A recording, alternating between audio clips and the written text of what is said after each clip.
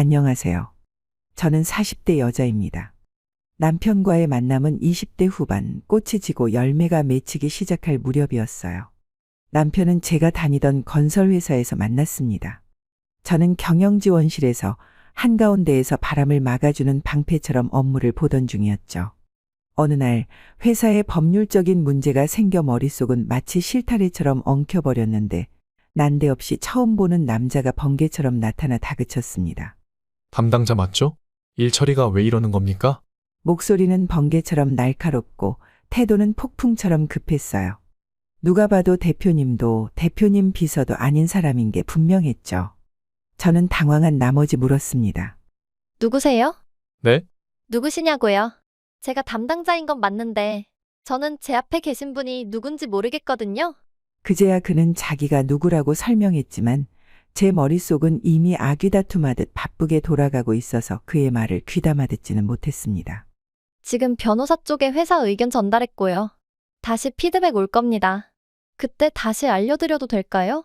아, 그래요? 그럼 제가 전달을 잘못 받은 것 같네요. 네. 그렇게 대화는 바람처럼 지나갔습니다.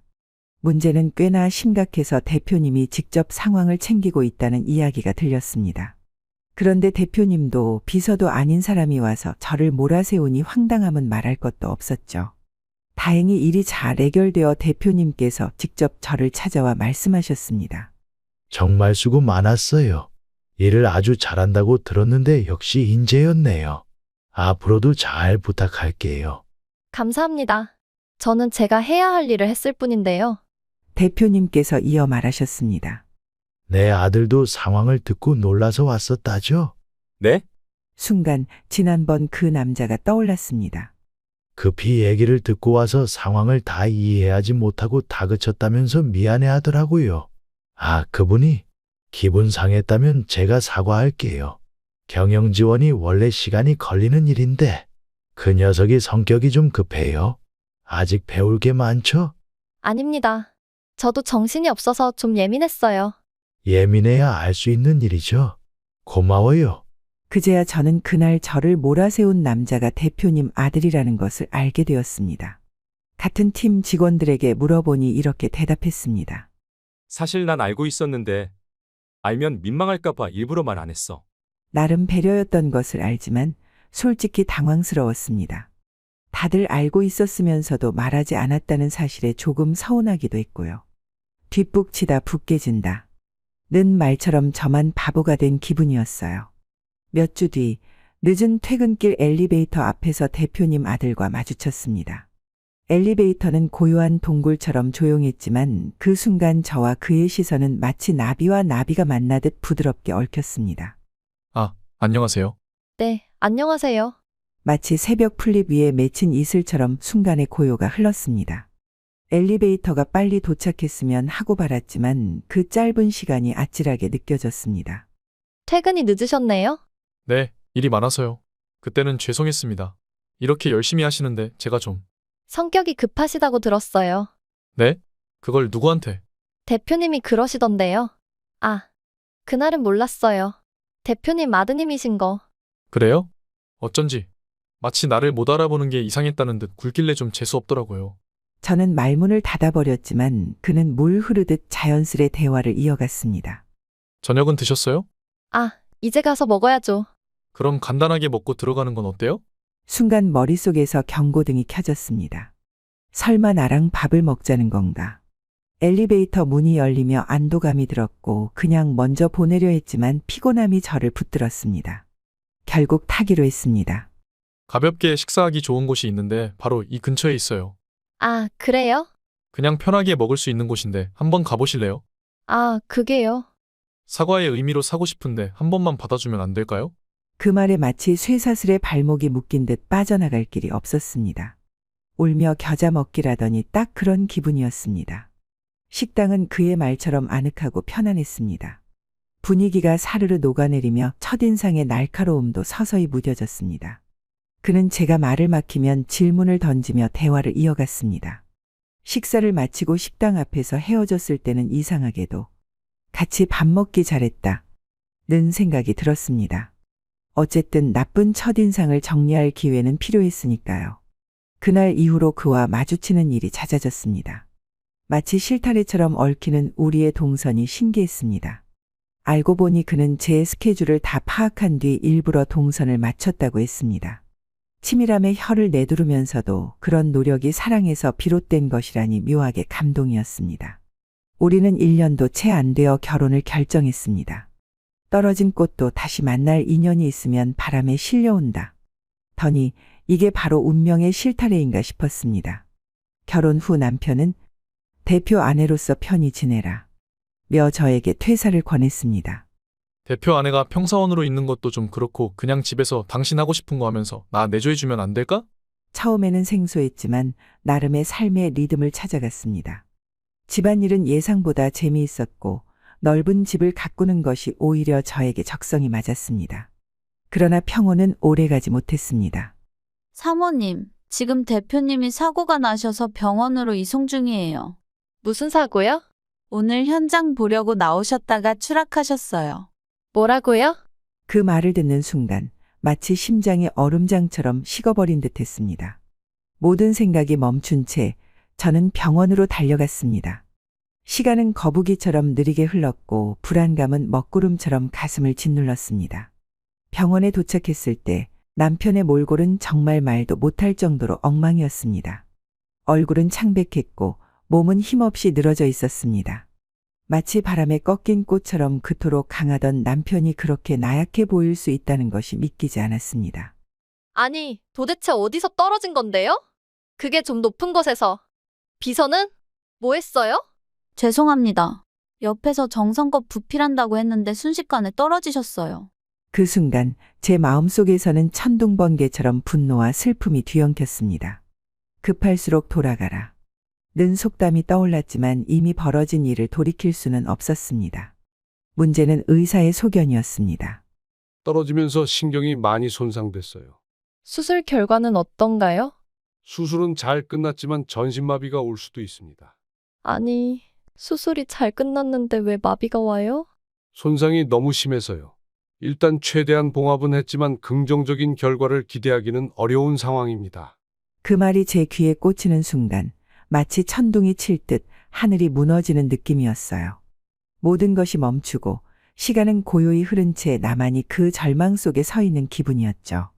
수술 후 눈을 뜬 남편은 충격에 휩싸인 듯 멍하니 저를 바라봤어요. 그 눈빛이 마치 무너진 성벽 같았어요. 여보, 나 몸이 안 움직여. 여보, 내 몸이 왜 이래? 여보, 시간을 갖고 천천히 회복하자. 응? 회복할 수 있대. 수술은 잘 됐대. 근데 떨어질 때 너무 많이 다쳐서. 그럼 지금 나 전신마비인 거야? 응.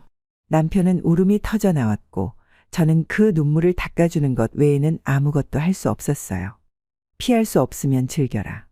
는 속담이 떠올랐지만 그 순간에는 아무리 힘을 내도 끝없는 어둠 속에 갇힌 기분만 들었죠. 그럼에도 불구하고 남편은 서서히 상황을 받아들이기 시작했고 차분히 냉철한 목소리로 말했어요. 일단 회사 일 좀 봐야겠어. 신비서한테 자료 좀 갖고 오라고 해줘. 당신 메일로 보내는 게 아니고? 내가 메일을 확인 못 하잖아. 당신이 매번 해주는 것도 번거롭고 직접 와서 브리핑하라고 해. 알았어. 남편은 병원에 있으면서도 계속해서 회사 일을 처리하려 했어요. 그 모습에서 그는 마치 고난을 이겨내는 투사 같았죠. 하지만 저는 그가 자신을 돌보지 않고 회사 일에 집중하는 것이 아프게 느껴졌어요. 등잔 밑이 어두운 법이라며 회사는 저에게 맡기고 본인 자신을 돌보아야 한다고 생각했죠. 전신마비가 된 남편을 보면 마음이 아파오지만 그가 살아있다는 것에 감사하며 메일을 보내기로 결심했어요. 그래도 나랑 눈을 마주치고 아직은 말도 할 수 있고 회사 일도 직접 처리하니 고생 끝에 낙이 온다. 는 말을 믿으며 그는 결국 다시 일어설 거라고 믿었어요. 남편은 병원에서 회사 일을 하고 재활도 열심히 했어요. 희망 하나를 붙잡고 재활에 임했지만 결국 그는 전신마비 상태로 퇴원하게 되었습니다. 저는 전신마비가 된 남편을 정성껏 돌보았고 병원에서는 더 이상 해줄 게 없다고 했지만 저는 제 손이 부러질 때까지라도 그를 위해 할 수 있는 모든 것을 다 해주고 싶었어요. 그렇게 남편을 돌보는 것이 전혀 힘들지 않았습니다. 오히려 그런 저를 남편이 걱정했어요. 여보, 나 간병 있어도 돼. 나는 당신이 종종 외출도 하고 당신만의 시간도 가졌으면 좋겠어. 내가 당신 두고 어딜 나가? 나는 당신 옆에 있는 게 가장 행복해. 어차피 우리는 평생 같이 살 거잖아. 그러니까 당신도 스트레스도 해소하며 살아야지. 당신도 해소하며 살아야지. 나 없이 어떻게 해소할 건데? 나야 뭐 당신들 곁에 있으니까. 처음엔 간병인을 쓸 생각이 없었는데 남편이 자꾸 간병인을 쓰라고 하더군요. 굿모닝, 새로운 하루의 시작. 이라며 저는 그가 마음 편히 쉴 수 있도록 배려했어요. 그리고 한 번은 남편이 여행을 권했어요. 당신 여행 가고 싶지 않아? 당신 여행 가고 싶어? 나야 좋지. 원래는 결혼하면 당신이랑 자주 여행도 가고 싶었는데 결혼하고 나서 대표로 취임한 지 얼마 안 돼서 정신이 없었고 지금은 몸이 이 모양이라 같이 갈 수가 없네. 왜 같이 못 가? 내가 데리고 가면 되지. 나는 괜찮아. 내가 가면 당신이 쉴 수도 없을 거고. 당신 자꾸 그렇게 말하면 내가 속상해? 곧 있으면 장모님 생신이잖아. 장모님 모시고 회사 콘도에 가서 쉬었다 오는 건 어때? 당신은 안 가고? 응, 간병인도 있는데 무슨 걱정이야. 오랜만에 내 걱정 좀 쉬어. 그 말이 마음에 깊이 박혔습니다. 사실 남편을 두고 떠나는 게 마음 편하지 않았어요. 배는 항구에서 떠나야 안전하다. 는 속담처럼 가끔은 나 자신을 위한 시간이 필요했기에 남편의 배려 덕분에 잠시 떠나기로 결심했죠. 결국 저는 엄마 집에서 하루 이틀 쉬면서 마음을 돌이켜 보았어요. 그때 전화 한 통이 오더군요. 엄마, 대신 좀 받아줘. 그리고 돌아오자 엄마는 저에게 이렇게 말했어요. 집에 가라. 무슨 일이 생긴 것 같다. 눈에 띄게 떨어진 나뭇잎 하나가 모든 것을 알려준다.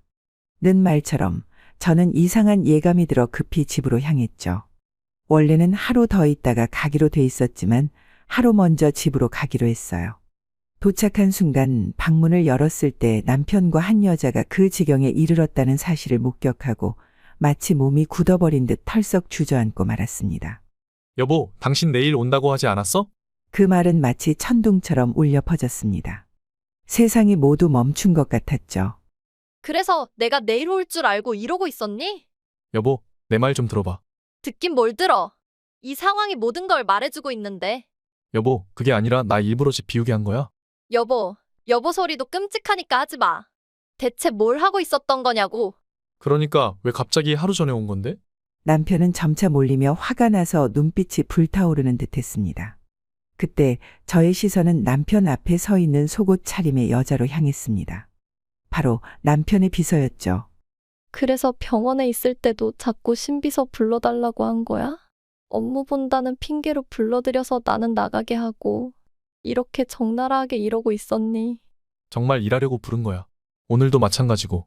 이게 비서가 일하는 복장이야? 신비서가 나 이렇게 된 게 안쓰럽다고 해서 보여준 거야. 뭐? 그때 내 가슴 속에서 부글부글 끓어오르는 분노를 참을 수 없었습니다. 그래도 참으며 다시 비서에게 물었습니다. 지금 뭐 하고 있었어요? 업무 보고 있었는데요. 그래요? 네, 사모님. 제가 너무 덥기도 하고 대표님이 몸이 그렇게 되셔서 사모님과 함께 즐거운 시간을 못 보내신다길래 정말 기가 차더라고요. 그래서 오늘이 처음이다? 네? 그게 남편 사고 났을 때 현장 감식한 경찰이 그러던데 떨어질 만한 상황이 아니었는데 남편이 떨어졌다고. 혹시 위에서 둘이 이러고 있었던 거 아니에요? 네? 비서의 얼굴이 순간 창백해지며 공포가 스며드는 게 보였습니다. 당신이 말해. 설마 그때도 이러고 있다가 떨어졌니? 여보, 남편의 얼굴을 보니 제 예상이 틀리지 않은 것 같았습니다. 난 그런 줄도 모르고 정성껏 당신 병수 발라들고 나 바보 만드니까 좋았니? 여보, 남자가 일하다 보면 스트레스도 좀 풀어야 하잖아. 그래서 보나마나 병원에서도 이러고 있었겠네? 어쩐지 이상하다 했어. 이번에도 나 없는 내내 비서 불렀던 거지. 여보, 나 절대 아니야. 막말로 내가 이 몸으로 뭘 더 할 수 있겠어? 그때 간병인에게서 연락이 왔어요. 뭐? 당신이 그랬다며. 돈 배로 줄 테니까 나한테는 비밀로 하고 나 없는 내내 오지 말라고 했다고. 남편의 표정이 급격히 굳어지고 혼란스러워지는 걸 느낄 수 있었습니다. 근데 간병인이 도저히 안 되겠다면서 나한테 연락했더라. 뭔가 이상하다고. 비서라는 여자가 들어갔다면서. 아, 그 사람들 참. 상상력이 한심하네. 모 눈에는 뭐만 보인다는 말도 있잖아. 비서가 내 집에 들어온다고 다 미래를 즐기나? 지금 즐기고 있었잖아. 그리고 그렇게 떳떳했으면 가사 도우미는 왜 안 불렀는데? 뭐? 그렇잖아. 내가 오면서 가사 도우미 아주머니한테 확인했거든. 아, 여보. 그건 신비서가 밥도 챙겨주겠다고 해서 그런 거야. 그렇지, 신비서? 그럼요. 제가 다 챙겨드리려고 했어요. 그래서 내가 가사 도우미 아주머니한테 또 물어봤어. 혹시 나랑 결혼하기 전에 신비서가 우리 집에 왔던 적이 있냐고. 순간 남편과 상감녀의 표정이 굳어졌습니다. 자주 왔다고 하더라. 아버님이 병원에 들어가신 후로는 거의 와서 살다시피 했다던데? 남편은 잠시 말을 잇지 못하다가 결국 터져나왔습니다. 그래, 결혼 전에 잠깐 만났었어. 잠깐? 아버님 비서였던 신비서를. 그래, 맞아. 당신 말 맞다나 신비서는 아버지 비서이기도 했잖아. 아버지 아프시고 갑자기 내가 대표직을 맡게 되면서 도움이 필요했어. 그래서 신비서한테 도움을 많이 받은 거지. 그래? 그럼 이 영상은 뭘까? 저는 가사 도우미 아주머니에게 받은 영상을 재생했어요. 영상 속에서 남편과 상감녀는 마치 불꽃놀이처럼 화려하게 미래를 즐기고 있었습니다. 당신 기가 어디서 났어? 믿을 만한 사람에게서 받았지. 설마 가정부야? 누구든 그게 중요해? 중요한 건 당신이랑 상감녀가 내연 관계라는 거지. 여보, 말이 심하잖아. 상감녀라니? 아, 상감녀가 아니라 당신의 사랑인가? 여보, 그래, 남이 하면 불륜이고 니들이 하면 사랑이겠지. 근데 왜 나랑 결혼했어? 사랑했으니까. 순간 상감녀의 얼굴이 불그락푸르락해지더라고요. 남편은 전혀 분위기를 파악하지 못한 채 말을 이어갔어요. 내가 사랑한 건 당신이야. 당신이 더 잘 알잖아. 내가 저 여자를 사랑했으면 당연히 저 여자랑 결혼했겠지. 결국 상감녀는 참지 못하고 버럭 소리쳤어요. 대표님, 말 다 했어요? 너 조용히 안 해? 나한테 그랬잖아. 당신 사랑은 나라고.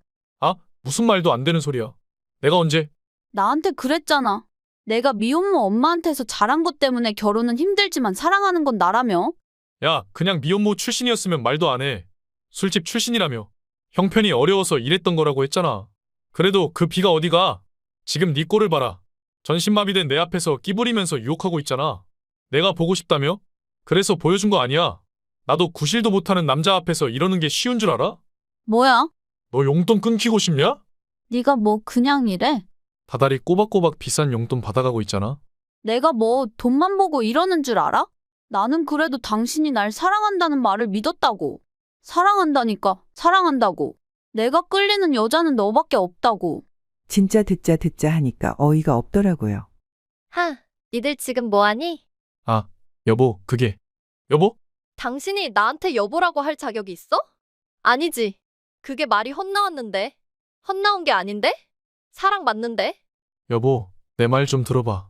사실 내가 몸이 이렇게 되고 나서 당신이 고생을 많이 했잖아. 그래서 내가 당신한테 뭘 도발하겠어? 그러니까 그런 측면은 그냥 편한 사람을 통해 해소하려고 한 거지. 야, 너 진짜 말 다 했어? 야, 감히 나한테 야라고 해? 뭐? 편한 사람한테 해소해? 내가 만만해? 야, 너 일단 가? 다음에 얘기하자고. 다음? 다음 같은 소리 하고 있네. 아, 여보, 쟤 좀 일단 보내. 우리 둘이 얘기하자. 왜? 둘이 하는 얘기가 더 재밌는데. 왜 자꾸 아니라고 해? 저 여자가 좋으면 좋다고 해. 난 어차피 당신이랑 더 살 생각 없으니까. 여보, 내가 이제 당신 없이 어떻게 살아? 왜? 내가 밤낮으로 당신 돌보고 있으니까. 그건 간병인이 하면 되잖아. 여보, 내가 믿을 수 있는 사람은 당신뿐이야. 그래, 쟤 사랑해. 이미 정도 많이 들었고 헤어지긴 늦었어. 그래서 당신한테 상처 준 거 알아. 근데 나 쟤 못 믿어. 내가 믿을 수 있는 건 당신뿐이야. 말 같지도 않은 소리를 잘도 하더라고요. 아, 그래서 나더러는 당신 수발 들고 저 여자하고는 계속 미래를 즐기시겠다? 여보, 당신은 내 모든 걸 누리며 살고 있잖아. 앞으로도 그렇게 살면 돼. 그냥 이제부터는 당신이 여행 가고 싶을 때 여행도 마음껏 가고 하고 싶은 것도 마음껏 해. 아, 그때마다 저 여자 불러서 오늘처럼 미래를 즐기겠다?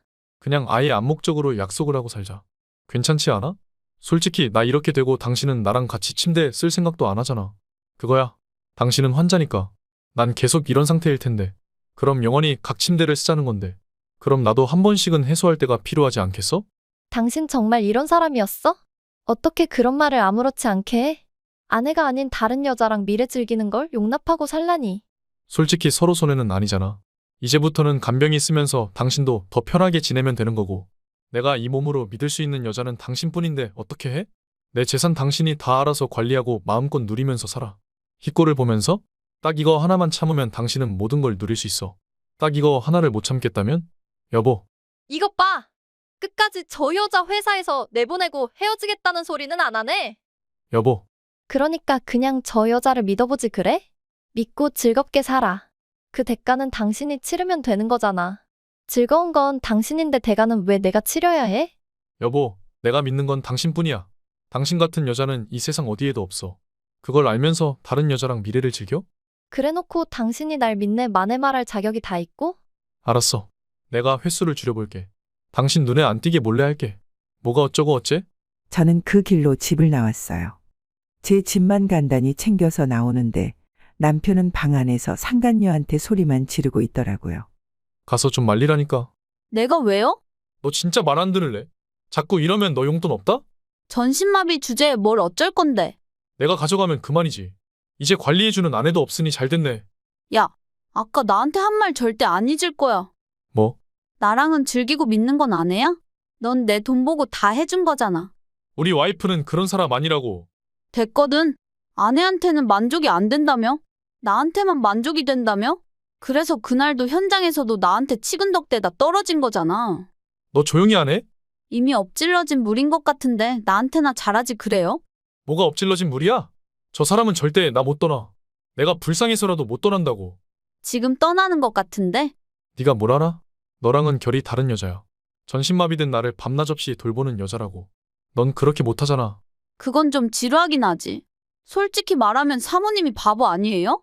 나 같으면 그냥 간병인 붙여놓고 마음껏 놀겠다. 그러니까 내가 넌 못 믿는다는 거야? 우리 와이프는 내가 아무리 간병인 붙이고 편하게 지내라고 해도 나만 보던 사람이라고. 그러니까 누가 나랑 바람 피우래요? 먼저 원한 건 대표님이었잖아. 내가 대표님 아버님 비서로 있을 때부터 치근덕 됐잖아. 하도 원해서 받아줬더니 이제 와서 날 못 믿는다고? 내가 대표님 결혼할 때도 입 꾹 다물고 있었잖아요. 나도 신의를 지켰다고. 남편과 상간녀가 하는 소리를 듣는데 정말 기가 차더라고요. 신의 같은 단어를 그 둘 사이에서 말하는 게 과연 적절한가 싶었죠. 그래서 나가다 말고 결국 한 소리 해주었네요. 당신한테 신이 지켰다는 이 여자랑 잘 살아봐. 나는 신이가 뭔지 몰라서 이만 가볼게. 조만간 소장 보낼 테니까 그렇게 알고. 여보, 정말 이럴 거야. 그렇게 돌아서 나오는데 왈칵 눈물이 났어요. 내가 손수 가꿨던 내 집이었잖아요. 그런 집에서 나 몰래 다른 여자랑 미래를 즐긴 남편을 도저히 용서할 수가 없었습니다. 차마 친정으로 갈 수 없어서 호텔에 묵으며 변호사를 만났죠. 그런데 며칠 뒤 상간녀가 저한테 연락해 온 겁니다. 사모님, 좀 뵐 수 있을까요? 난 상간녀랑 할 말 없는데요. 대표님이 아무것도 드시질 않아요. 그래서요? 제가 나가 있을 테니까 사모님이 좀 와주시면 안 될까요? 몸도 저런데 그래도 사람을 살려야죠. 그걸 왜 나한테 말하죠? 사랑하는 신비서가 해야 할 일 아닌가요? 그래서 말인데 제가 제안 하나 드려도 될까요? 무슨 제안? 어차피 이혼하시면 지금껏 누리던 만큼은 못 누리고 사실 텐데 우리 남편 간병인으로 일하는 건 어때요? 뭐라고요? 내가 비싸게 쳐줄게요. 내가 전에 받던 용돈 정도는 줄 수 있는데 둘이 재혼하기로 했나 봐요? 뭐 결국 저 사람이 선택할 수 있는 게 뭐가 있겠어요? 나라도 데리고 사는 수밖에요. 그러니까 내가 약속할게요. 간병인으로 구형도 해주고 월급도 충분히 줄게요. 그러니까 와서 일해요. 우리 남편 좀 살려줘요. 댁 남편인데 내가 살려주고 말고 할 게 뭐 있겠어요? 본인 남편은 본인이 살리세요. 그리고 미안한 말인데 아직은 나랑 부부관계라 당신이 그 사람 돈은 마음대로 못 할 거야. 그러니까 적당히 설치고 다녀요. 솔직히 마음만 먹으면 돈 빼는 건 일도 아니었어요. 그러나 남편 돈에 손 떼고 싶지 않더라고요. 돈은 합법적으로 가져오면 그만이라고 생각했거든요. 그날 밤 내가 호텔에 있는 건 어떻게 하라는지 남편이 찾아왔더라고요. 새로 구용했다는 간병인이 남편을 방 안에 넣어주고는 그만 가보겠다고 하더라고요. 가실 거 없어요. 얘기 끝나면 데리고 가주세요. 그게 대표님이 그냥 가도 된다고 하셔서요. 네? 그만 가봐요. 나는 아내랑 같이 들어갈 거니까. 결국 간병인은 돌아갔고 저랑 남편만이 방 안에 남았어요. 지금 뭐 하는 거야? 당신 보고 싶어서 왔어. 나 마른 거 안 보여? 당신이 마르거나 말거나 내가 신경 쓸 이유가 있어? 당신 나한테 화난 거 알아. 그래도 당신 너무 냉정하다. 내가 알던 당신 맞아? 날 이렇게 만든 게 누군데? 그렇지. 내가 그렇게 만들었지. 그래서 사과하려고 왔어. 사과하려고 온 사람이 나랑 같이 집에 갈 생각을 해?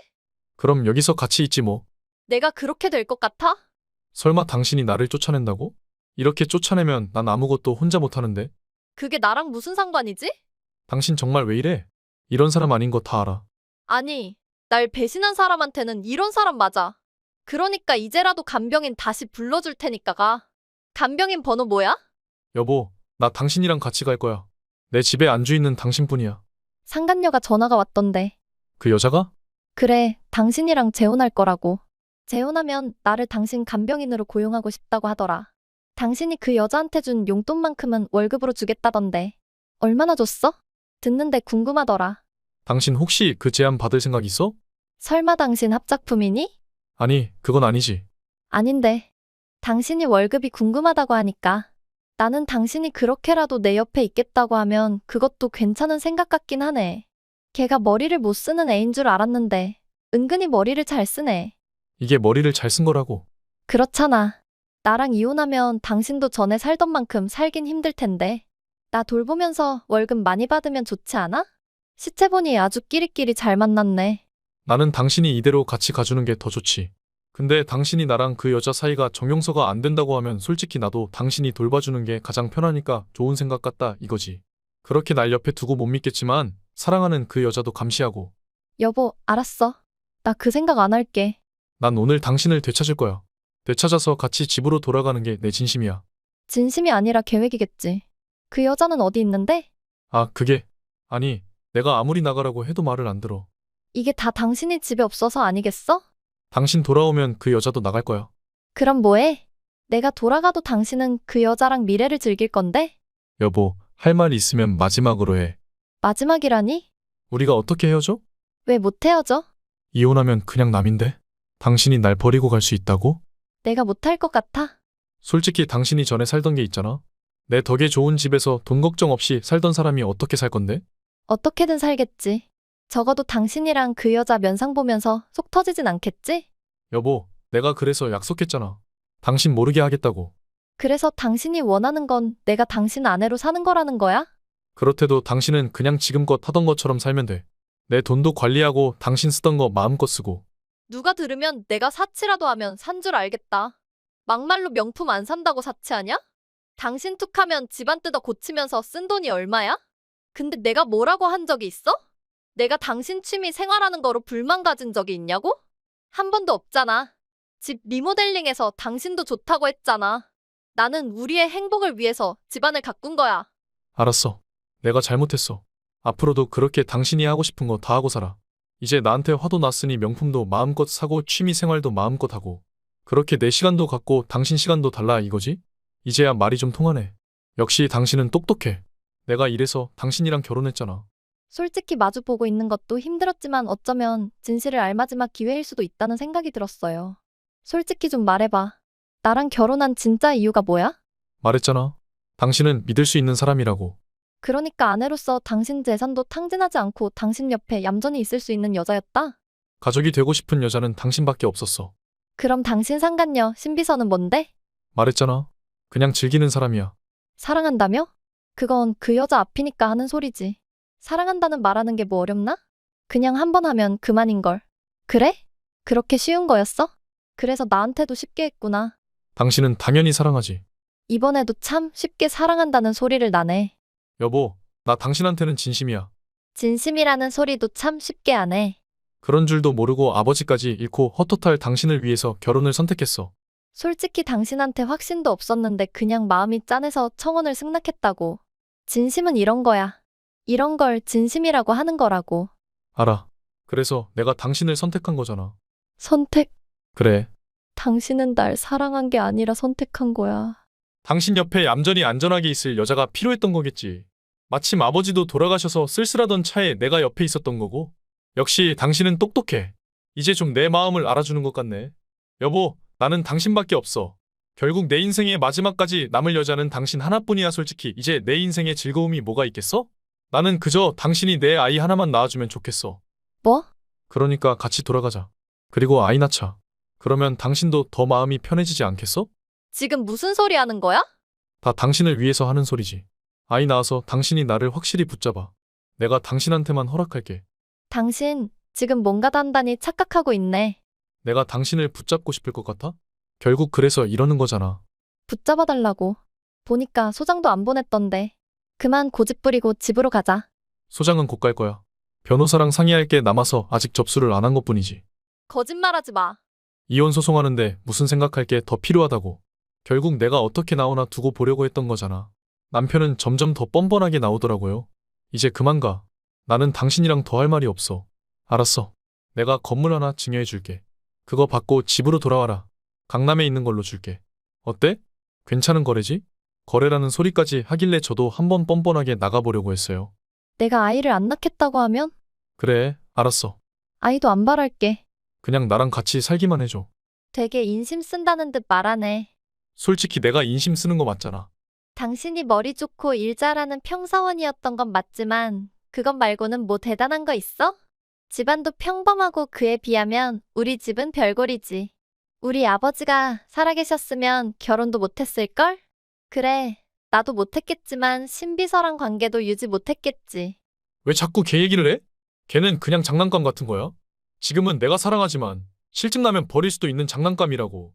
어떻게 사람을 장난감이라고 할 수 있어? 그 정도로 하찮다는 거야. 그럼 당신한테는 나도 하찮겠네? 당신은 다르지? 아니, 안 달라. 당신한테는 나도 장난감이야. 당신이 마음대로 가질 수 있고 가져야만 하는 거지. 당신의 필요에 의해서. 남편이 어이가 없다는 듯 웃더니 말했어요. 하여튼 이래서 똑똑한 여자는 피곤해. 뭐? 당신이 똑똑해서 좋았던 건 맞지만 계속 이러면 나도 피곤해진다고. 그럼 갖다 버리면 되겠네. 장난감이니까. 당신은 아니라니까. 내가 아니라고 했잖아. 그게 아니면 이렇게 나올 순 없지. 적어도 다른 여자랑 외도를 했으면 무릎 꿇고 사과는 해야 정상 아니야? 당신, 지금 나 놀려? 내가 이 몸으로 어떻게 무릎을 꿇어? 누가 진짜 무릎 꿇으래? 진심 어린 사과를 말하는 거잖아. 당신이 상간녀랑 관계 들키고 나서 나한테 한 게 뭐야? 당신이 필요하니까 나랑 안 헤어지겠다는 거지. 나한테 미안하다는 게 아니잖아. 그걸 꼭 말로 해야 알아? 아니, 말로 해도 안 믿길 것 같은데. 그러면서 왜 사과를 하래? 그리고 사과도 했잖아. 다 했는데 당신이 말을 몰라 먹으니까 이러는 거 아니야? 이런, 이제 보니 내가 별로 똑똑하지도 않네. 말기도 어둡고. 그러니까 이제 그만 좀 버려줄래? 당신이 일부러 이러는 거잖아. 내가 실증나게 해서 떠나려고 하는 거지. 만약 당신이 몸이 멀쩡해서도 이랬을까? 뭐? 만약 당신이 몸이 멀쩡했는데 상간녀랑 미래를 즐기다가 나한테 들켰어. 그런데도 나한테 이렇게 매달렸겠냐고? 물론 아닐 수도 있겠지만 지금 만약이 중요해? 나는 이 상황에서 최선의 선택을 할 수밖에 없어? 그래, 당신의 선택은 당신이 해. 나는 아니라고. 도대체 왜 이렇게 똥꼬집이야? 건물 하나로는 부족해? 뭘 더 달라는 건데?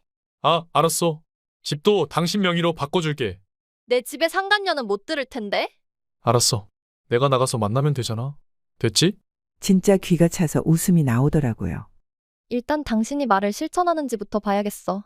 건물 내 앞으로 하고 집도 내 앞으로 해. 그런 다음 용서가 되면 그땐 생각해 볼게. 정말이야? 근데 어쩌지? 아무 약속도 못 해주겠어. 지금 같아서는 헤어지고 싶거든. 알았어. 내가 깔끔하게 건물이랑 집부터 줄게. 내 진심을 보여줄 테니까 이혼 소송은 일단 미루는 거야. 오케이? 좋아. 얼마 후 저는 남편에게서 강남에 있는 건물과 살던 집을 받았어요. 그래서 당당히 내 집에 가서 상간녀에게 말했죠. 너 나가. 사모님, 아직 못 들었나 본데. 이 집 이제 내 집이야. 그러니까 나가라고. 뭐라고요? 대표님이 결국 이 집을 사모님한테 줬어요? 그래, 어쩌지? 이 집주인은 내가 됐네. 진짜 어이가 없어서. 그러니까 나가. 내 거 다 가지고. 내 거라고 해봤자 옷 몇 벌밖에 없거든요? 아니지. 가장 무거운 게 하나 있지. 무거운 거? 나 무거운 거 안 들고 왔는데. 대표님이 하도 나가라고 난리 와서 눈치 보여서 들고 올 수도 없었다고요. 그 대표 말이야. 내 거 가지고 나가라고. 네? 여긴 내 집이라니까. 난 다른 여자랑 미래 즐기는 남자랑 같이 살 생각 없어. 네 말 맞다나. 그 남자 내 거잖아. 가져가. 자기 마음대로 움직이지도 못하는 사람이니 데리고 나가기 딱 좋네. 정말이에요? 내가 데리고 가도 돼요? 왜 안 되겠어? 어차피 내 남자도 아닌데. 그래도 이혼은 해야. 데리고 가죠. 내가 안 할 것 같니? 아, 하실 거구나. 좋아요. 그럼 내가 데리고 갈게요. 상간녀는 신나서 남편의 짐을 챙기기 시작했고 남편은 난리를 피웠어요. 당신 지금 뭐 하는 거야? 나한테 사기친 거야? 내가 언제 사기를 쳤어? 사기는 당신이 나한테 친 거지. 뭐? 이건 약속이 다르잖아. 상간녀 치운다며. 당신이 안 치웠으니까 약속을 어긴 건 당신이야. 내가 나가라고 했는데 제가 안 나갔어. 우리 각서 기억나지? 당신이 나한테 강남 건물이랑 이 집을 주고 상간녀까지 내 집에서 깨끗하게 내쫓으면 재결합을 고려해본다. 하지만 내가 내 집에 돌아왔을 때 이 중 한 가지라도 지키지 못하면 당신이 나한테 증여한 재산만 내 것이 되고 이혼을 진행한다. 여보, 나한테도 시간을 줘야지. 시간은 충분히 준 것 같은데 왜? 아직도 상간녀랑 이 집에서 즐길 미래가 더 남았니? 여보, 잠깐만. 아, 맞다. 그리고 하나 더 있었잖아. 당신이 이 중 하나라도 지키지 못하면 이혼을 진행하고 위자료는 별도로 지급한다. 근데 당신이 위자료로 얼마 준다고 했더라? 당신 설마 처음부터 이럴 계획이었어? 무슨 소리야? 나는 당신이 약속을 잘 지킬 줄 알았지. 나도 이혼하면 이렇게 거액의 위자료를 챙겨갈 줄은 꿈에도 몰랐네. 그때였어요. 초인종 소리가 집안 가득 울리며 마치 내 인생의 중요한 장면을 알리듯 끊임없이 울려 퍼졌어요. 그 소리에 즉시 문을 열었습니다. 변호사님이 도착했더군요. 그분은 우리의 각서를 공중에 띄워준 천사 같은 존재였습니다.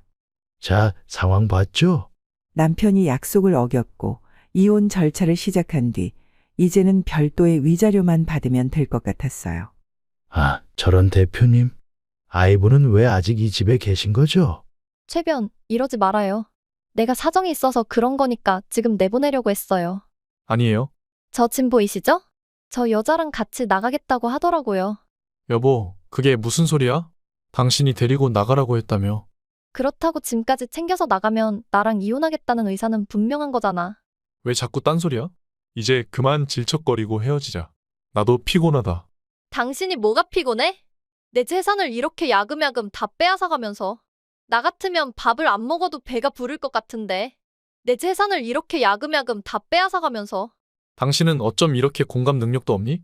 내가 사랑하는 남자한테 배신당하고 재산 좀 받았다고 기분이 좋을 것 같아? 기분 좋은 것 같은데? 지금 미묘하게 웃는 것 같은데? 여보, 나도 힘들어. 그만 헤어지자. 당신이 사랑하는 건 신비서잖아. 남편이 아니라고 하기 전에 두 사람이 저에게 미래를 저버린 날의 녹음본을 틀어주었어요. 내가 뭐 돈만 보고 이러는 줄 알아? 나는 그래도 당신이 날 사랑한다는 말을 믿었어요. 사랑한다니까 사랑한다고. 내가 끌리는 여자는 너밖에 없다고. 순간 남편도 할 말을 잃었어요. 사랑하는 여자랑 행복하게 사세요. 이제 그만 저는 놔주세요. 변호사님, 각서대로 진행하시죠. 예, 사모님. 그럼 진행하겠습니다. 그리고 두 사람은 더 이상 내 집에서 한 발짝도 움직이지 못하고 나갔어요.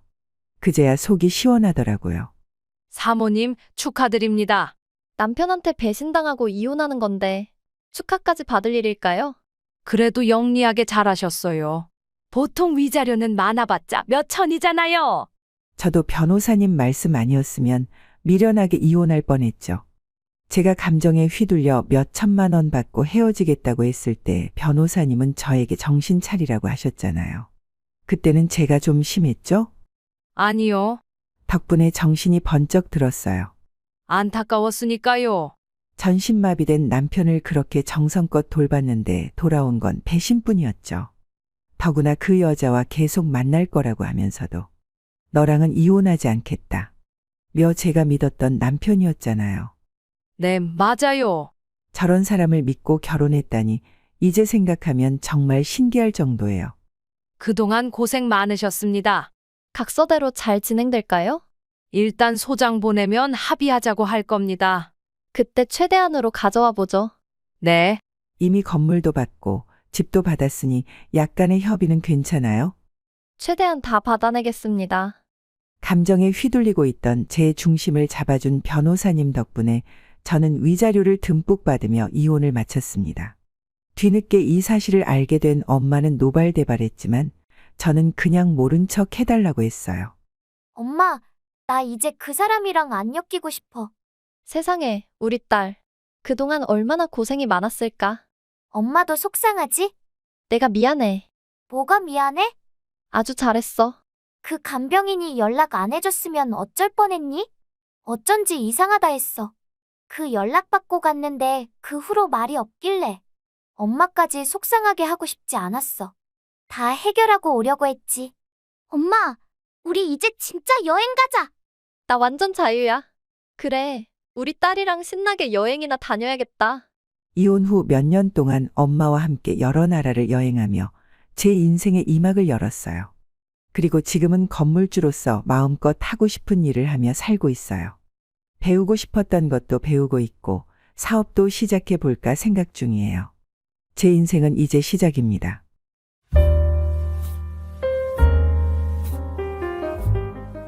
제게는 무엇과도 비교할 수 없는 세상에서 가장 소중한 딸이 있습니다. 혼자의 힘으로 오랜 시간 고생하며 키워왔기에 그녀는 단순히 자식이 아니라 제 삶의 이유이자 기적 같은 존재였습니다. 모든 순간이 그녀와 함께 빛났고 그녀의 웃음이 제 하루의 기쁨이었으며 그녀의 눈물이 제 마음을 아프게 했습니다. 그런데 시간이 흐르면서 그녀는 어느덧 제 손을 떠나 새로운 삶을 준비해야 할 만큼 성장해 있었습니다. 제가 늘 품에 안고 지켜줄 것만 같던 딸이 이젠 시집을 간다니 생각만 해도 마음 한구석이 허전했지만 언젠가는 보내줘야 한다는 걸 알고 있었습니다. 그런데 어느 날 딸아이가 밝은 얼굴로 만나는 사람이 있다며 저에게 이야기했고 그 후 상대 집에 인사를 드리러 다녀오겠다고 했습니다. 그러나 그날 웃으며 집을 나갔던 딸이 돌아왔을 땐 그녀의 얼굴에 눈물이 가득 맺혀 있었습니다.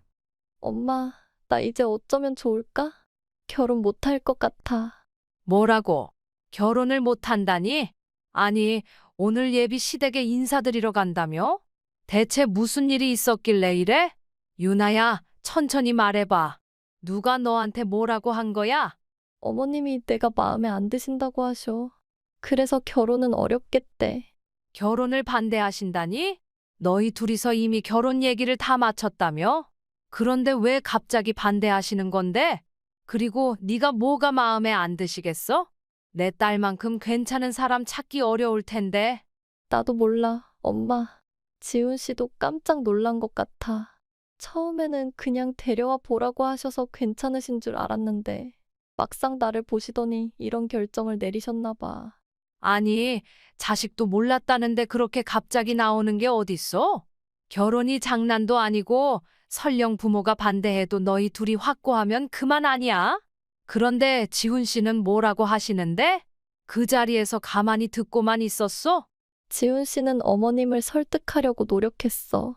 내가 좋은 사람이라고 말씀도 드렸고 너무 그러지 마시라고 달래보기도 했어. 하지만 지훈 씨 성격 알잖아. 싸우거나 화내는 스타일이 아니니까 어머님께 강하게 대들지는 못했어. 그러면 결국 너희는 어머님 말씀이 맞다고 그냥 물러난 거야? 결혼을 포기한다는 거야? 아니, 그런 건 아니지만 어른이 반대하시는데 내가 뭘 더 할 수 있겠어? 그건 그렇다 쳐도 반대하는 이유는 대체 뭐라고 하셨어? 너 얼굴, 직업, 뭐 하나 빠질 게 없는 사람인데 왜 그렇게 반대하시냐고? 그냥 내가 마음에 안 드신대. 그리고 어머님 말씀으로는 내가 이혼 가정에서 자랐다는 게 이유래. 뭐라고? 그 집 어머님이 그런 말씀까지 하셨어? 대체 이혼이 뭐가 잘못된 거야? 이혼은 내가 한 거지. 네가 한 것도 아닌데 왜 너한테 그러는 건데? 그리고 본인도 혼자 사시면서 사별이나 이혼이나 남편 없는 건 똑같은 거 아니야? 엄마, 그건 다르지. 어머님은 어쩔 수 없이 남편을 잃으신 거고 엄마는 이혼을 선택하신 거잖아. 그럼 너는 차라리 아빠가 죽었다고 하지 그랬어? 그래서 이제 와서 이게 다 내 탓이라는 거야? 아니, 그런 뜻이 아니라 그냥 어머님 입장에서 이혼 가정이라는 게 이해가 안 되고 꺼려지셨을 수도 있다는 거지. 화목한 가정에서 자란 며느리를 원하시는 건가 봐. 정말 기가 막혀서 말이 안 나온다. 네가 불우한 환경에서 자란 것도 아니고 내가 너를 위해 이혼했고 더 나은 환경에서 키우려고 온갖 고생을 다 했잖아. 그래서 네가 좋은 대학 가고 의사도 된 거고 이 정도면 잘 키운 거 아니야? 이렇게 잘난 딸을 두고 이혼 가정 출신이라고 시비를 걸다니 그냥 핑계로밖에 안 들려? 그리고 어머니 말씀이 내가 힘들게 고생해서 공부하고 의사가 된 것도 싫으시대. 이혼 가정에서 형편도 넉넉지 않은 집안에서 발버둥 치며 공부한 게 훤히 보인다고. 그게 너무 싫으시대. 뭐라고? 그 여자가 대체 뭐야? 네가 어려운 환경 속에서 노력해서 의사가 된 게 왜 싫어? 그런 건 칭찬받아야 마땅한 거 아니야? 그게 대체 무슨 말도 안 되는 소리야? 어머니는 고생 모르고 밝게 자란 며느리를 원하신대. 세상 물정을 모르고 남편밖에 모르는 순종적인 그런 며느리 말이야. 어머님도 부잣집 따님 출신이라 그런지 내가 자기랑 잘 안 맞을 거라고 생각하시는 것 같아. 그리고 제일 중요한 건 내가 엄마를 불쌍히 여길 거라고 생각하신대. 결혼해서 시댁 식구가 되려면 친정을 잊어야 한다고. 엄마랑 영 끊을 수 있겠냐고 대놓고 물으셨어. 결혼하려면 엄마와의 관계를 끊으라니 그런 소리를 하시는 거야. 그래서 너 뭐라 했어? 말을 못 했어? 결혼 안 하겠다고 하고 온 거야? 내가 거기서 어떻게 결혼을 하겠다고 그래. 그럼 엄마는 내가 그 자리에서 엄마랑 영 끊고 시댁 귀신 될게요 이렇게 말해야 했다고 생각해? 필요하면 그렇게라도 했어야지. 아니, 그렇게 결혼이 하고 싶다는 애가 왜 그 정도도 못해? 그 사람들이 정말로 연을 끊게 하겠니? 아니, 설령 평생 친정을 만나지 말라고 해도 그냥 그런가 보다 하고 넘어갔어야지. 재벌가에 시집 가는 게 뭐 쉬운 줄 알았어? 네가 친정을 뒤에서 몰래 만나든 뭐든 그 사람들이 다 알 거라고 생각해? 그런 건 나중에 알아서 하면 되는 거야. 왜 그렇게 고지식하게 유연성 없이 돌아왔어?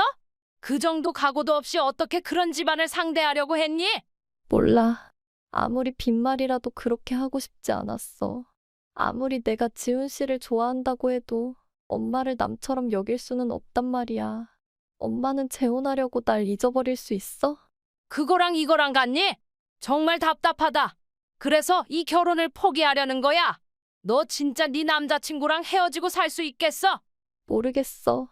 지훈 씨가 어머니를 설득해보겠다고 하긴 했는데 그 착한 사람이 자기 어머니를 설득할 수 있을지 모르겠어. 어머님 정말 무서우시던데 절대 마음 바뀌실 것 같지 않아.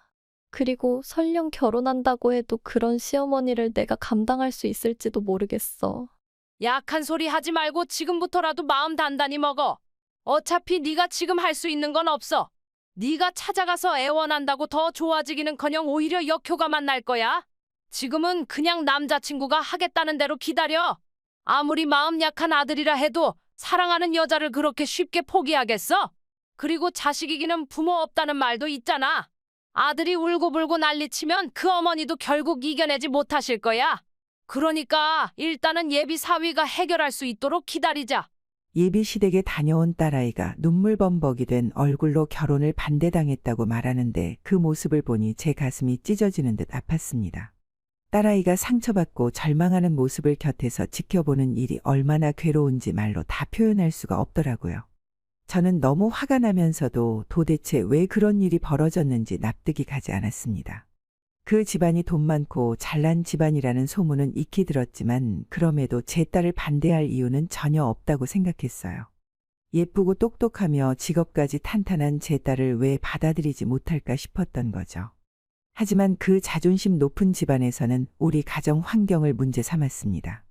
제가 과거에 이혼해서 딸을 혼자 키운 것, 그리고 딸이 편부모 가정에서 자란 것까지도 모두 마음에 들지 않는다며 집안 격이 맞지 않아 며느리로 받아들일 수 없다고 대놓고 말했어요. 그 말은 저를 한없이 작아지게 만들었습니다. 저는 한 번도 제 이혼을 후회한 적이 없었지만 그 순간만큼은 처음으로 이혼을 선택한 제 자신을 탓하게 되더군요. 혹시 이것이 다른 여성들이 자식 결혼을 위해 참고 살아가는 이유일까 싶기도 했습니다. 물론 그때로 돌아간다 해도 저는 다시 이혼을 선택했을 겁니다. 하지만 딸이 제 선택 때문에 그런 대우를 받았다고 생각하니 모든 잘못이 제게 있다는 자책감에서 벗어날 수 없었어요. 가난하고 이혼한 엄마 밑에서 자랐다는 이유로 훌륭한 제 딸이 부당한 대우를 받았다는 사실이 너무나도 가슴 아팠습니다. 그래도 다행히 예비 사위의 마음은 변하지 않은 듯 했습니다. 예비 사위는 딸에게 조금만 기다려달라고 부탁했고 딸은 그런 예비 사위를 믿으며 묵묵히 시간을 보내고 있었습니다. 비록 순하고 화낼 줄 모르는 예비 사위가 부모의 반대를 꺾을 수 있을지 확신할 수는 없었지만 현재로서는 기다리는 것 외에는 달리 방법이 없기에 저 역시 딸과 함께 기다릴 수밖에 없었습니다. 그리고 얼마 지나지 않아 결국 상견례의 자리가 잡히게 되었습니다. 어떻게 예비 사위가 잘 설득을 했는지 상견례 날짜를 정해서 알려주더라고요. 역시 자식 이기는 부모는 없다는 말처럼 예비 사돈도 처음보다 마음을 조금 누그러뜨린 것 같았어요. 하지만 솔직히 말하자면 저는 여전히 그 결혼이 마음에 걸렸습니다. 아무리 잘난 집안이라 해도 제게는 무엇보다 소중한 딸인데 그런 딸을 한때 반대했던 시댁에 보내는 것이 내키지 않았던 거죠. 겨우 허락을 받아 결혼한다고 해도 결혼 생활에서 딸이 어려움을 겪을 것이 뻔했기에 저는 딸을 그런 고생길로 보내는 것이 두려웠습니다. 특히 제 딸은 의사로서 꿈을 펼쳐야 할 시기에 있었는데 괜히 그런 시댁에 들어가서 시댁 눈치 보며 날개를 접고 살아야 한다면 어떻게 할까 걱정스러웠습니다. 일도 제대로 못하고 남편과 시댁에 맞추느라 자신의 삶을 희생해야 하는 건 아닐까 하는 생각이 머릿속을 떠나지 않았습니다. 그럼에도 불구하고 딸이 그 결혼을 얼마나 원하고 있는지 너무나도 잘 알았기에 저는 아이들의 선택을 존중할 수밖에 없었습니다. 그렇게 딸의 결정을 받아들이기로 하고 마지못해 상견례 자리에 나가게 되던 날, 저는 혹시라도 그 집안의 신뢰가 될 만한 일이 생길까봐 새벽부터 분주히 움직였습니다. 1년에 한 번도 갈까 말까 한 미용실에 가서 파마보다 더 비싼 드라이를 받고 몇 년 전 사놓고 한 번도 입지 않은 새 투피스를 꺼내 입었어요. 심지어 친구에게 부탁해서 명품 가방까지 빌려들었죠. 그렇게 한껏 꾸미고 불편한 차림새로 약속 시간보다 무려 1시간이나 먼저 도착했어요. 혹시 그 집에서 일찍 오더라도 제가 먼저 기다리고 있어야 좋은 인상을 줄 수 있을 거라 생각했거든요. 아, 안녕하세요.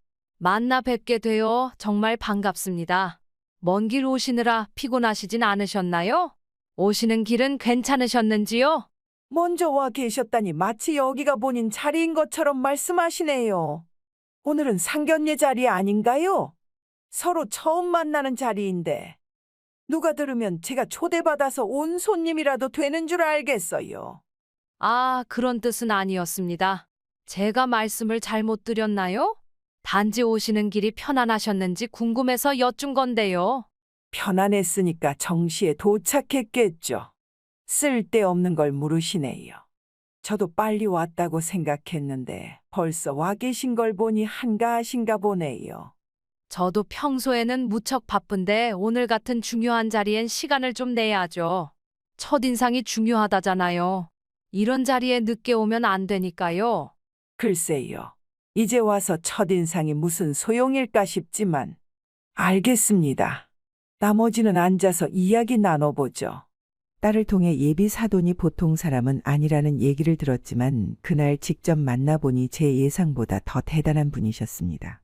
저도 사실 그다지 반갑지는 않았지만 첫 만남이고 중요한 자리니 예의 차원에서 몇 마디 덕담을 건넸습니다. 그런데 제 말을 듣더니 예비 사돈이 곧바로 트집을 잡기 시작하는 겁니다. 제가 일찍 도착한 걸 두고 주인 행세를 한다느니 시간이 남아서 온 거 아니냐느니 하면서 말이죠.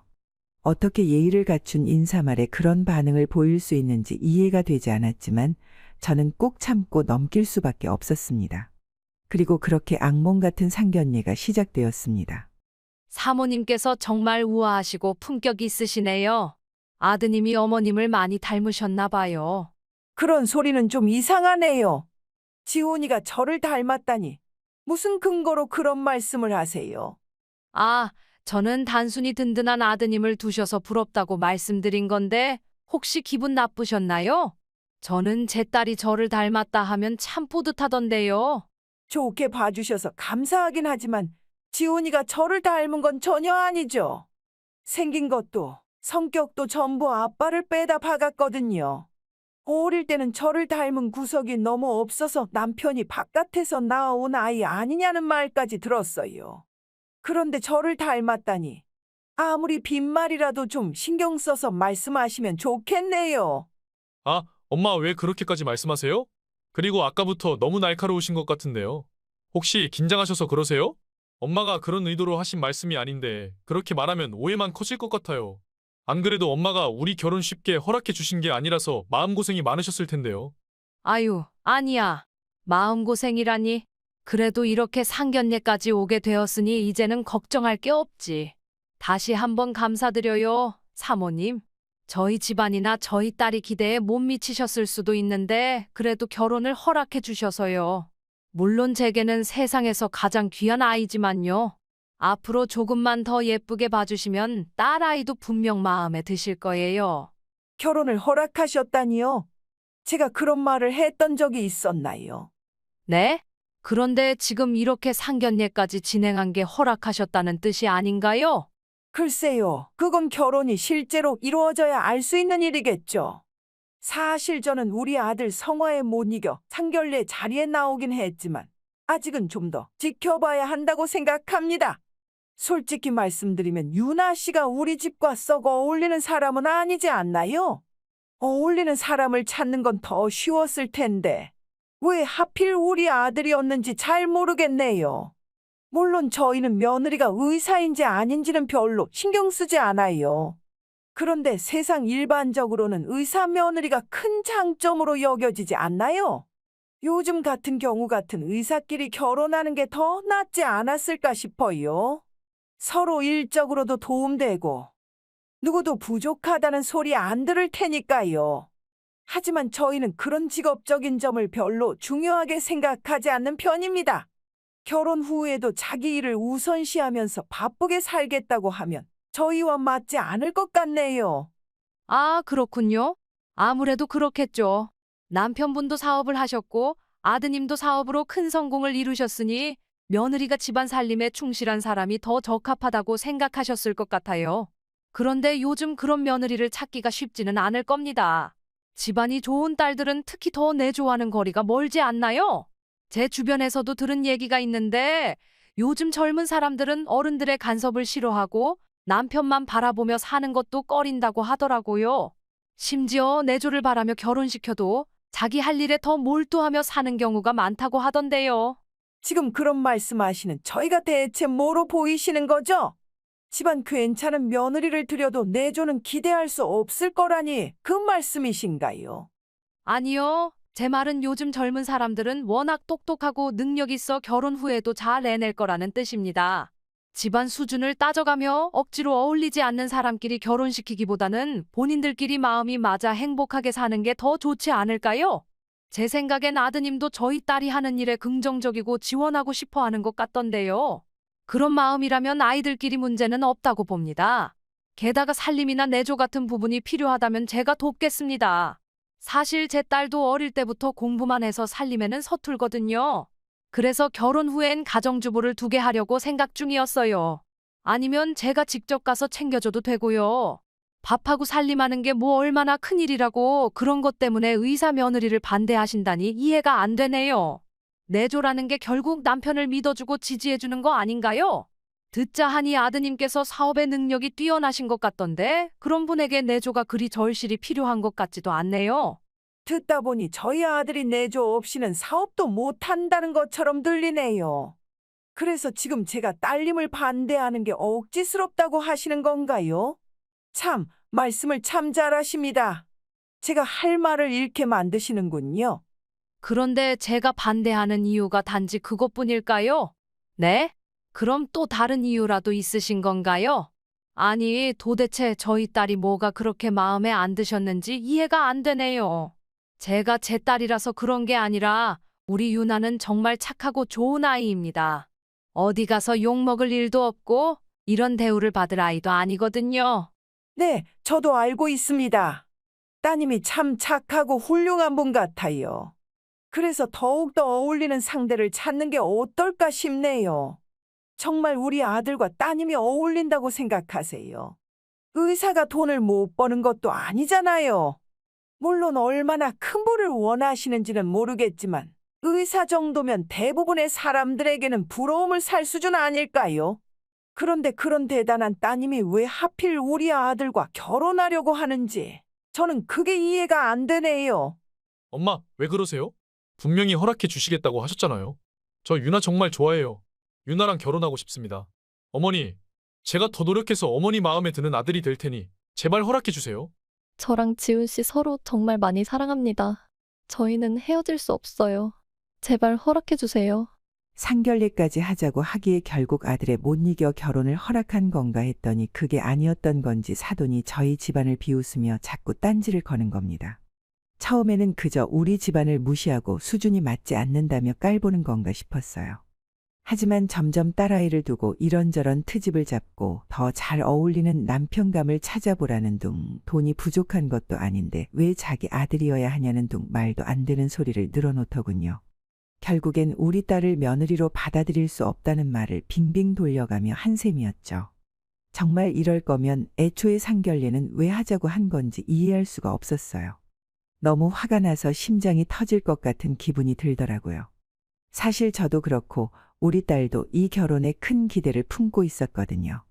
제가 딸을 키워내는데 정말 많은 고생을 했으니까요. 수십 년 전 저는 남편을 만나 결혼했고 그 후에 딸을 낳았습니다.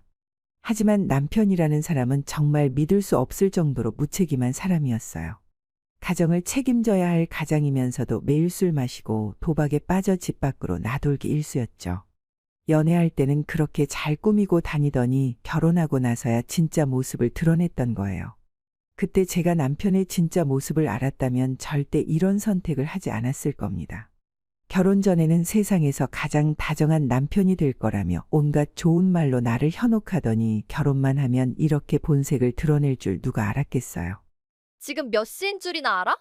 일은 다 끝났다면서 도대체 어디서 뭐 하다 이제 들어오는 거야? 남자가 밖에 나가서 뭘 하든 네가 뭔 상관인데? 괜히 바가지 긁지 말고 얼른 술상이나 차려와. 술은 무슨 술이야? 됐고 그냥 발 씻고 잠이나 자라. 너 지금 남편 말에 대드는 거냐? 지아비가 술 가져오라면 조용히 가져와야지. 왜 말이 많아? 당장 술 가져와. 술. 그만 좀 해. 책임감 없는 아빠라는 건 알지만 이렇게까지 하면 너무한 거 아니야? 애가 자고 있는 시간에 이렇게 소리 지르면 어떡해? 그리고 자는 애 옆에서 술 마시겠다는 거야? 그럴 거면 방이나 하나 더 있는 집을 구하든가. 능력도 없어서 단칸방에 살면서 자식 앞에서 맨날 술 마시는 모습이 창피하지도 않아. 뭐라고? 이 여자 지금 어디서 큰 소리야? 내가 너를 너무 봐줬더니 이제 남편 무서운 줄도 모르는 거냐? 야, 너 죽을래? 어디 한번 내가 어떻게 무섭게 해줄지 볼래? 내가 요즘 너한테 너무 잘해줬더니 네가 건방져진 거 아니야? 전 남편은 술을 마시고 도박을 즐기다 못해 손버릇까지 나쁜 사람이었어요.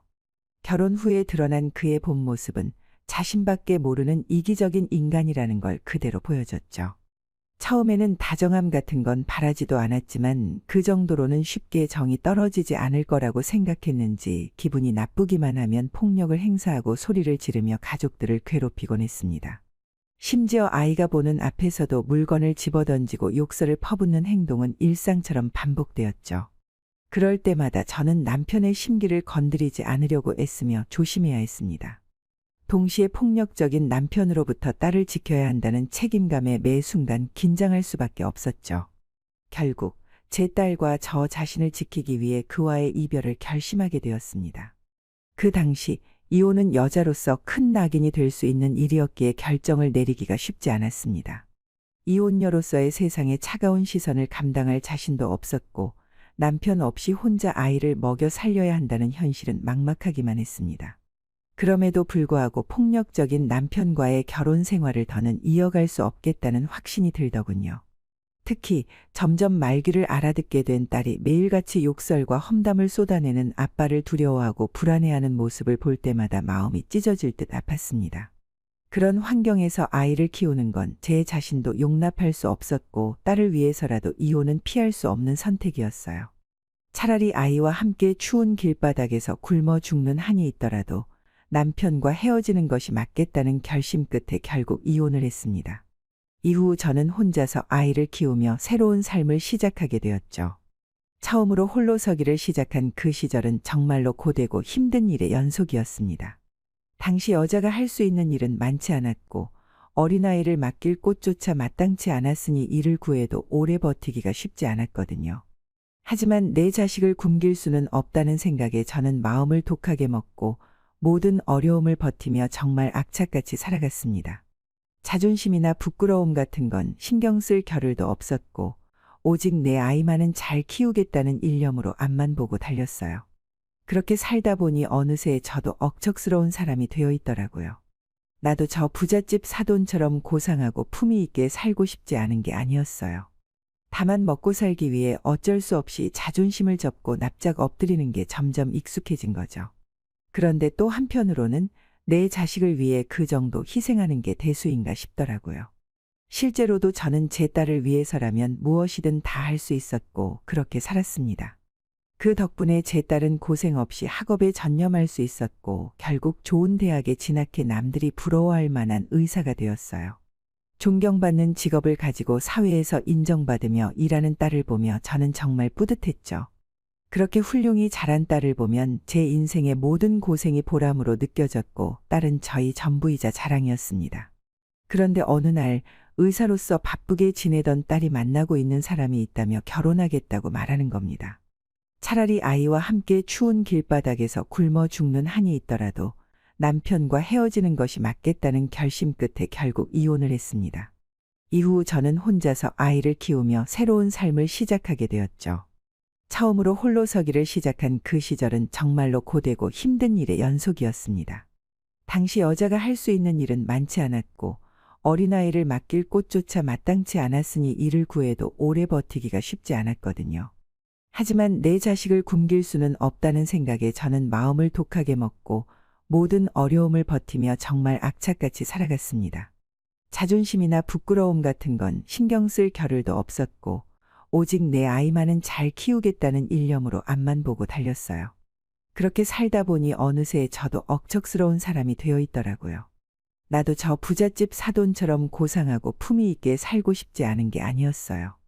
다만 먹고 살기 위해 어쩔 수 없이 자존심을 접고 납작 엎드리는 게 점점 익숙해진 거죠.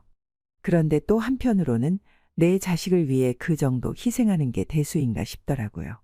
실제로도 저는 제 딸을 위해서라면 무엇이든 다 할 수 있었고 그렇게 살았습니다. 그 덕분에 제 딸은 고생 없이 학업에 전념할 수 있었고 결국 좋은 대학에 진학해 남들이 부러워할 만한 의사가 되었어요. 존경받는 직업을 가지고 사회에서 인정받으며 일하는 딸을 보며 저는 정말 뿌듯했죠. 그렇게 훌륭히 자란 딸을 보면 제 인생의 모든 고생이 보람으로 느껴졌고 딸은 저희 전부이자 자랑이었습니다. 그런데 어느 날 의사로서 바쁘게 지내던 딸이 만나고 있는 사람이 있다며 결혼하겠다고 말하는 겁니다. 우리 딸이 이번에 결혼할 것 같아. 뭐? 유나가 결혼한다고? 아니, 평생 결혼 안 하고 엄마랑 살겠다고 하더니 유나도 결국 결혼을 하는구나. 그런데 너는 항상 딸이 의사니까 웬만한 남자는 안 된다고 하더니 갑자기 결혼을 허락한다고? 마음이 바뀌었어? 마음이 바뀌긴 뭘 바뀌어. 우리 사위 될 사람이 워낙 대단한 사람이라 그런 거지. 사위가 될 사람이 몇백억 매출을 올리는 사업가인데 그 부모님은 더 부자야. 그런 사람이 우리 딸을 좋아해서 쫓아다니는데 우리 딸도 결국 넘어가게 된 거지. 결혼하면 병원을 차려주고 의사 일에 전념할 수 있게 돕겠다고 하니까 내가 결혼하라고 한 거야. 웬만한 남자면 몰라도 그 정도면 우리 집 사위로 충분하지 않아? 정말? 그렇게 대단한 사람이야? 세상에 유나가 보는 눈이 있네. 그 정도라면 의사 딸을 시집 보낼 만하지. 근데 진짜야? 어디 문제가 있거나 사기꾼 같은 건 아니겠지? 문제? 사기꾼?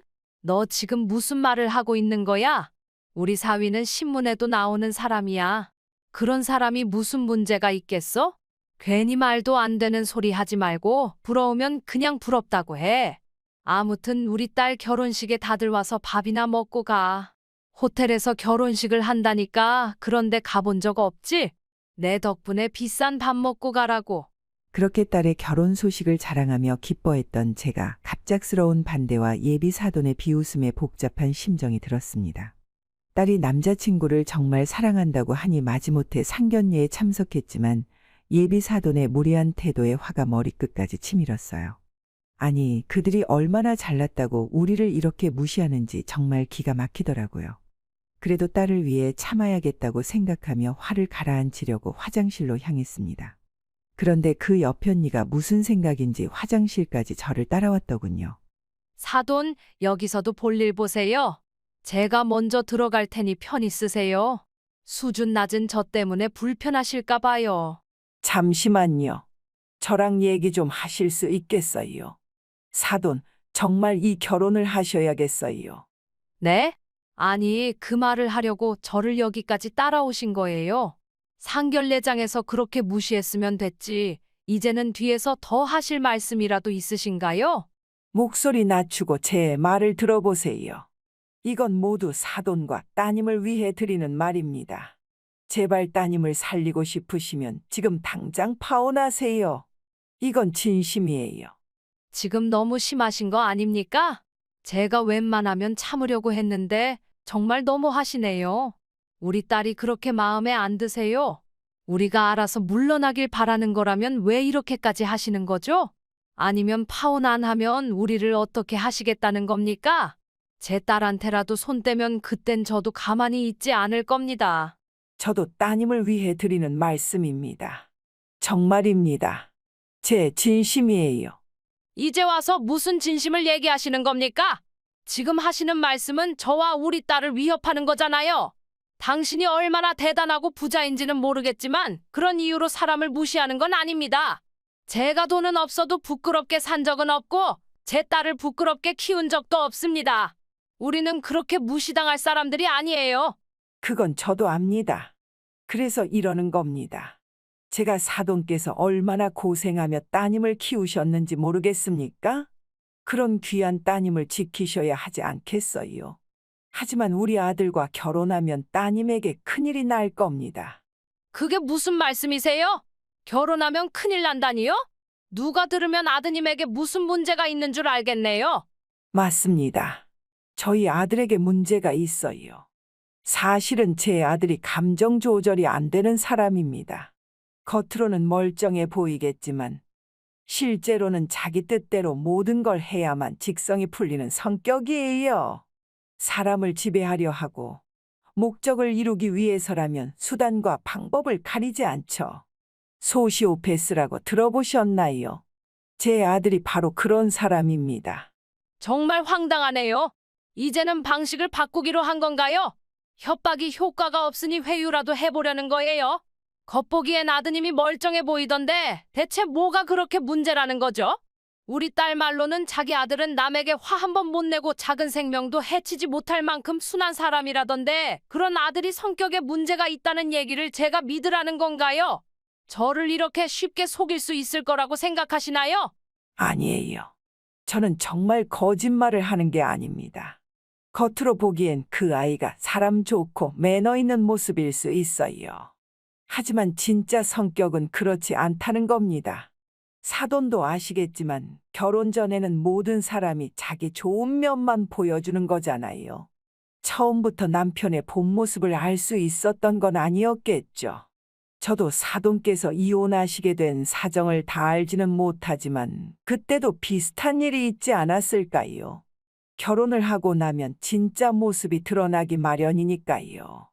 이 정도로 말씀드리면 제 말이 조금은 이해되지 않으세요? 그렇다고 해서 아니 그래도 여태 저랑 우리 딸을 그렇게 몰아세우고 비난하셨던 분이 지금 와서 이런 말을 하면 제가 어떻게 믿으라고요? 죄송합니다. 저도 마음이 무겁지만 할 수 있는 일이 이것밖에 없었어요. 사실 저도 무례하게 굴고 싶지 않았습니다. 하지만 결혼을 막으려면 뭔가 핑계를 대야 했거든요. 제 아들은 자기가 원하는 건 무슨 일이 있어도 이뤄내야만 하는 성격이에요. 이번에도 이 결혼을 하겠다고 저를 얼마나 들들 볶는지 몰라요. 그 아이 성화에 못 이겨 상견례 자리까지 나왔지만 이대로 모른 척하고 결혼을 시킬 수는 없겠다고 판단했어요. 아무리 제 자식이 소중하다 해도 남의 집 귀한 딸까지 고생시키는 건 못할 일 아닙니까? 그게 정말이에요? 아드님이 그렇게 문제가 많았다고요? 세상에 겉으로는 전혀 몰랐어요. 당연히 모르셨을 겁니다. 이런 문제는 가까이서 겪어보지 않으면 절대 알 수 없는 거니까요. 제가 직접 낳아 기른 아이인데도 이렇게 무섭게 느껴질 정도라면 말 다 했죠. 저는 그 아이를 감당해야 할 부모니까 어쩔 수 없다고 생각하지만 남의 딸까지 고생시키는 일은 차마 못하겠어요. 유나가 결혼 후 어떤 일을 겪을지 뻔히 보이는데 그걸 알면서도 모른 척할 수는 없죠. 저도 제 아들이 두려울 정도예요. 그럼 이제 어떻게 해야 하죠? 우리 딸은 아무것도 모르고 결혼하겠다고 난리인데 도대체 이 상황을 어떻게 해야 해요? 그래서 우리가 나서야죠. 지금 유나가 직접 헤어지자고 하면 큰일 날 겁니다. 제 아들이 어떻게 반응할지 저도 장담할 수 없어요. 아마 집착하고 어떻게든 결혼을 강행하려고 무슨 일이든 벌일 겁니다. 그래서 애들이 자연스럽게 헤어지도록 유도해야 한다고 생각해요. 그렇다면 구체적으로 어떻게 하겠다는 거예요? 방법이라도 있나요? 저희가 심하게 싸우는 척하는 건 어때요? 화장실에서 다툼이 있었다고 하고 제가 그걸 이유로 기분이 나빠져서 결혼을 반대한다고 하면 되죠. 그러면 사돈께서 맞장구를 쳐주시면서 파혼 이야기를 꺼내주시면 됩니다. 그럼 아이들이 당황해서 말릴 텐데 우리는 휘둘리지 말고 끝까지 파혼으로 밀고 가는 거죠. 그리고 집으로 돌아가셔서 따님께 이번 일을 차분히 설명해 주세요. 왜 우리 아들과의 결혼이 불가능한지, 그리고 제가 왜 유나에게 상처를 줄 수밖에 없었는지 진심으로 이야기해 주시길 부탁드립니다. 다시 한번 깊이 사죄드립니다. 개인적으로는 사돈과 유나 양께 전혀 나쁜 감정이 없습니다. 사돈께서 따님을 어떻게 힘들게 키워오셨는지 정말 존경스럽고 유나 양이 어려운 환경에서도 공부하여 훌륭한 의사가 된 점은 대단히 자랑스럽다고 생각합니다. 저야말로 제 자식에게 제대로 부모 노릇을 하지 못한 사람입니다. 돈만 쫓는 집안에서 며느리로 살아오면서 제 아들을 제대로 가르치지 못한 제 자신이 한심스럽기까지 합니다. 사실 이미 고인이 된 제 남편은 피도 눈물도 없는 냉혈한이었어요. 아들이 그런 아빠를 보고 자란 탓인지 그 성격을 고스란히 물려받았더라고요. 아들을 바꾸기 위해 온갖 방법을 다 동원해 보았지만 모두 헛수고였어요. 정신과 치료도 별다른 효과가 없었고요. 이제는 저와 같은 피해자가 더 이상 생기지 않기를 바라는 마음에서 제 아들의 결혼을 계속 반대해 오고 있습니다. 이것이 제가 할 수 있는 최선이라고 믿기 때문입니다. 사돈의 삶도 결코 쉽지 않았으리라는 생각이 들었습니다. 얼마나 억울하고 한이 깊었으면 자신이 사랑하는 자식의 혼사까지 스스로 막으려 했을까요? 사실 그 선택이 맞는 길일지라도 부모로서 그렇게 하기란 정말 어려운 일이죠. 하나뿐인 아들인데 그냥 결혼시키고 뒤로 물러서는 게 더 편했을 텐데 말이죠.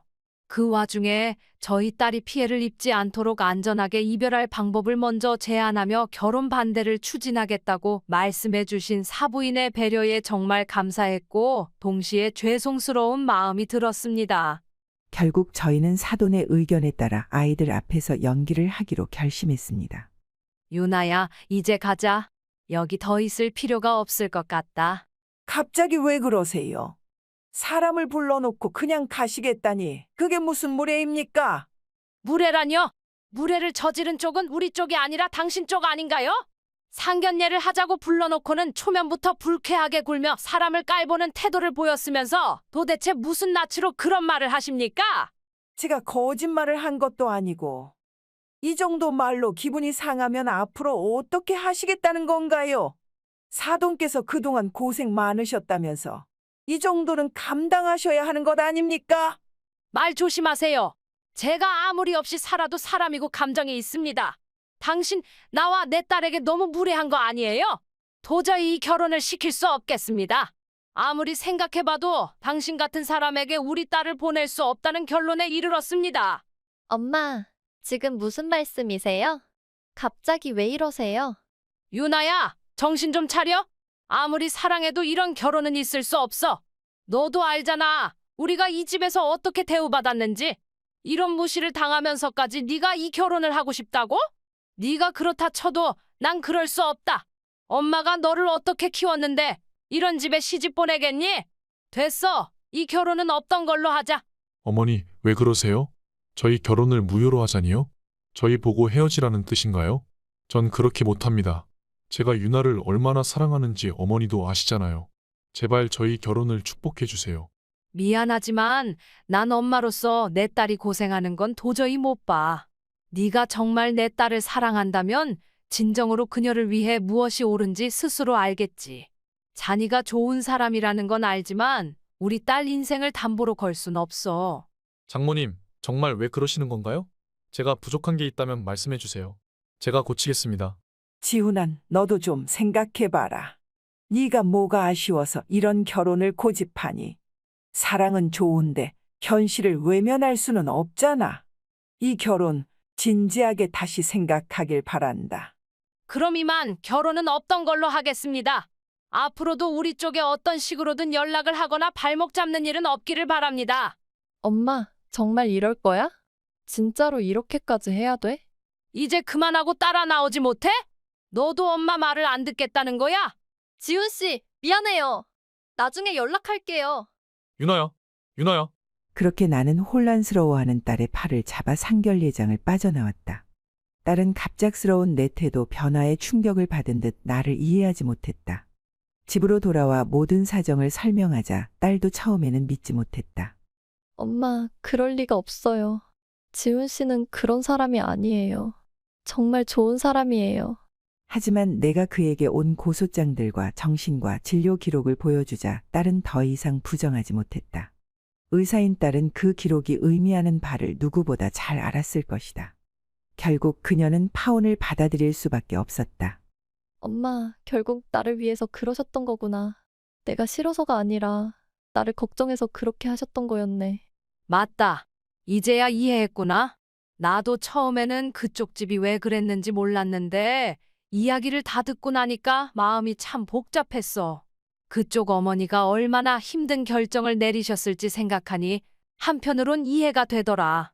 그날 엄마가 그렇게까지 강하게 나간 것도 네가 잘못 잡히지 않고 파혼해야 했기 때문이야.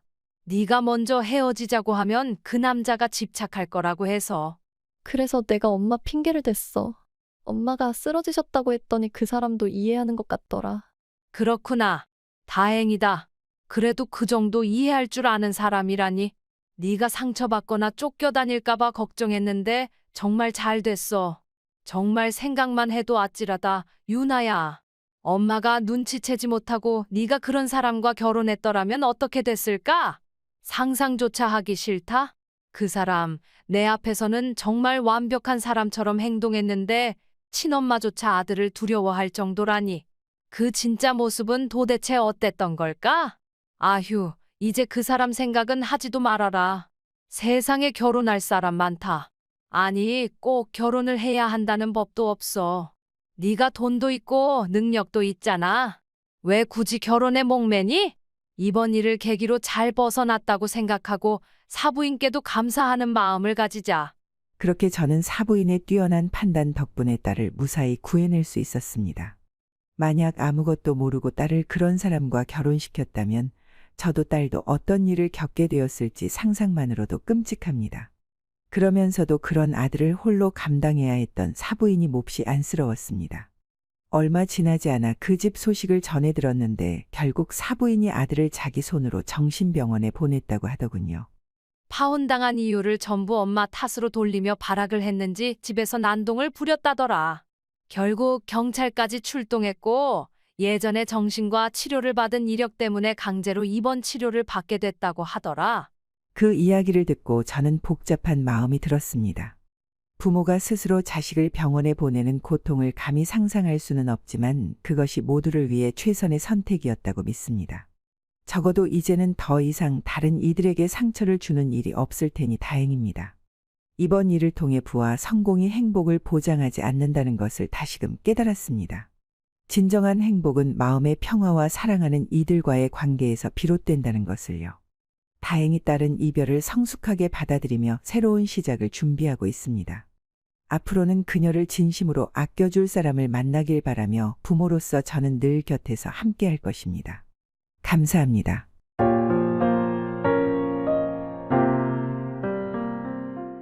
사람의 인연은 물과 같아서 담긴 그릇에 따라 모양이 달라진다. 결혼 생활도 그랬다.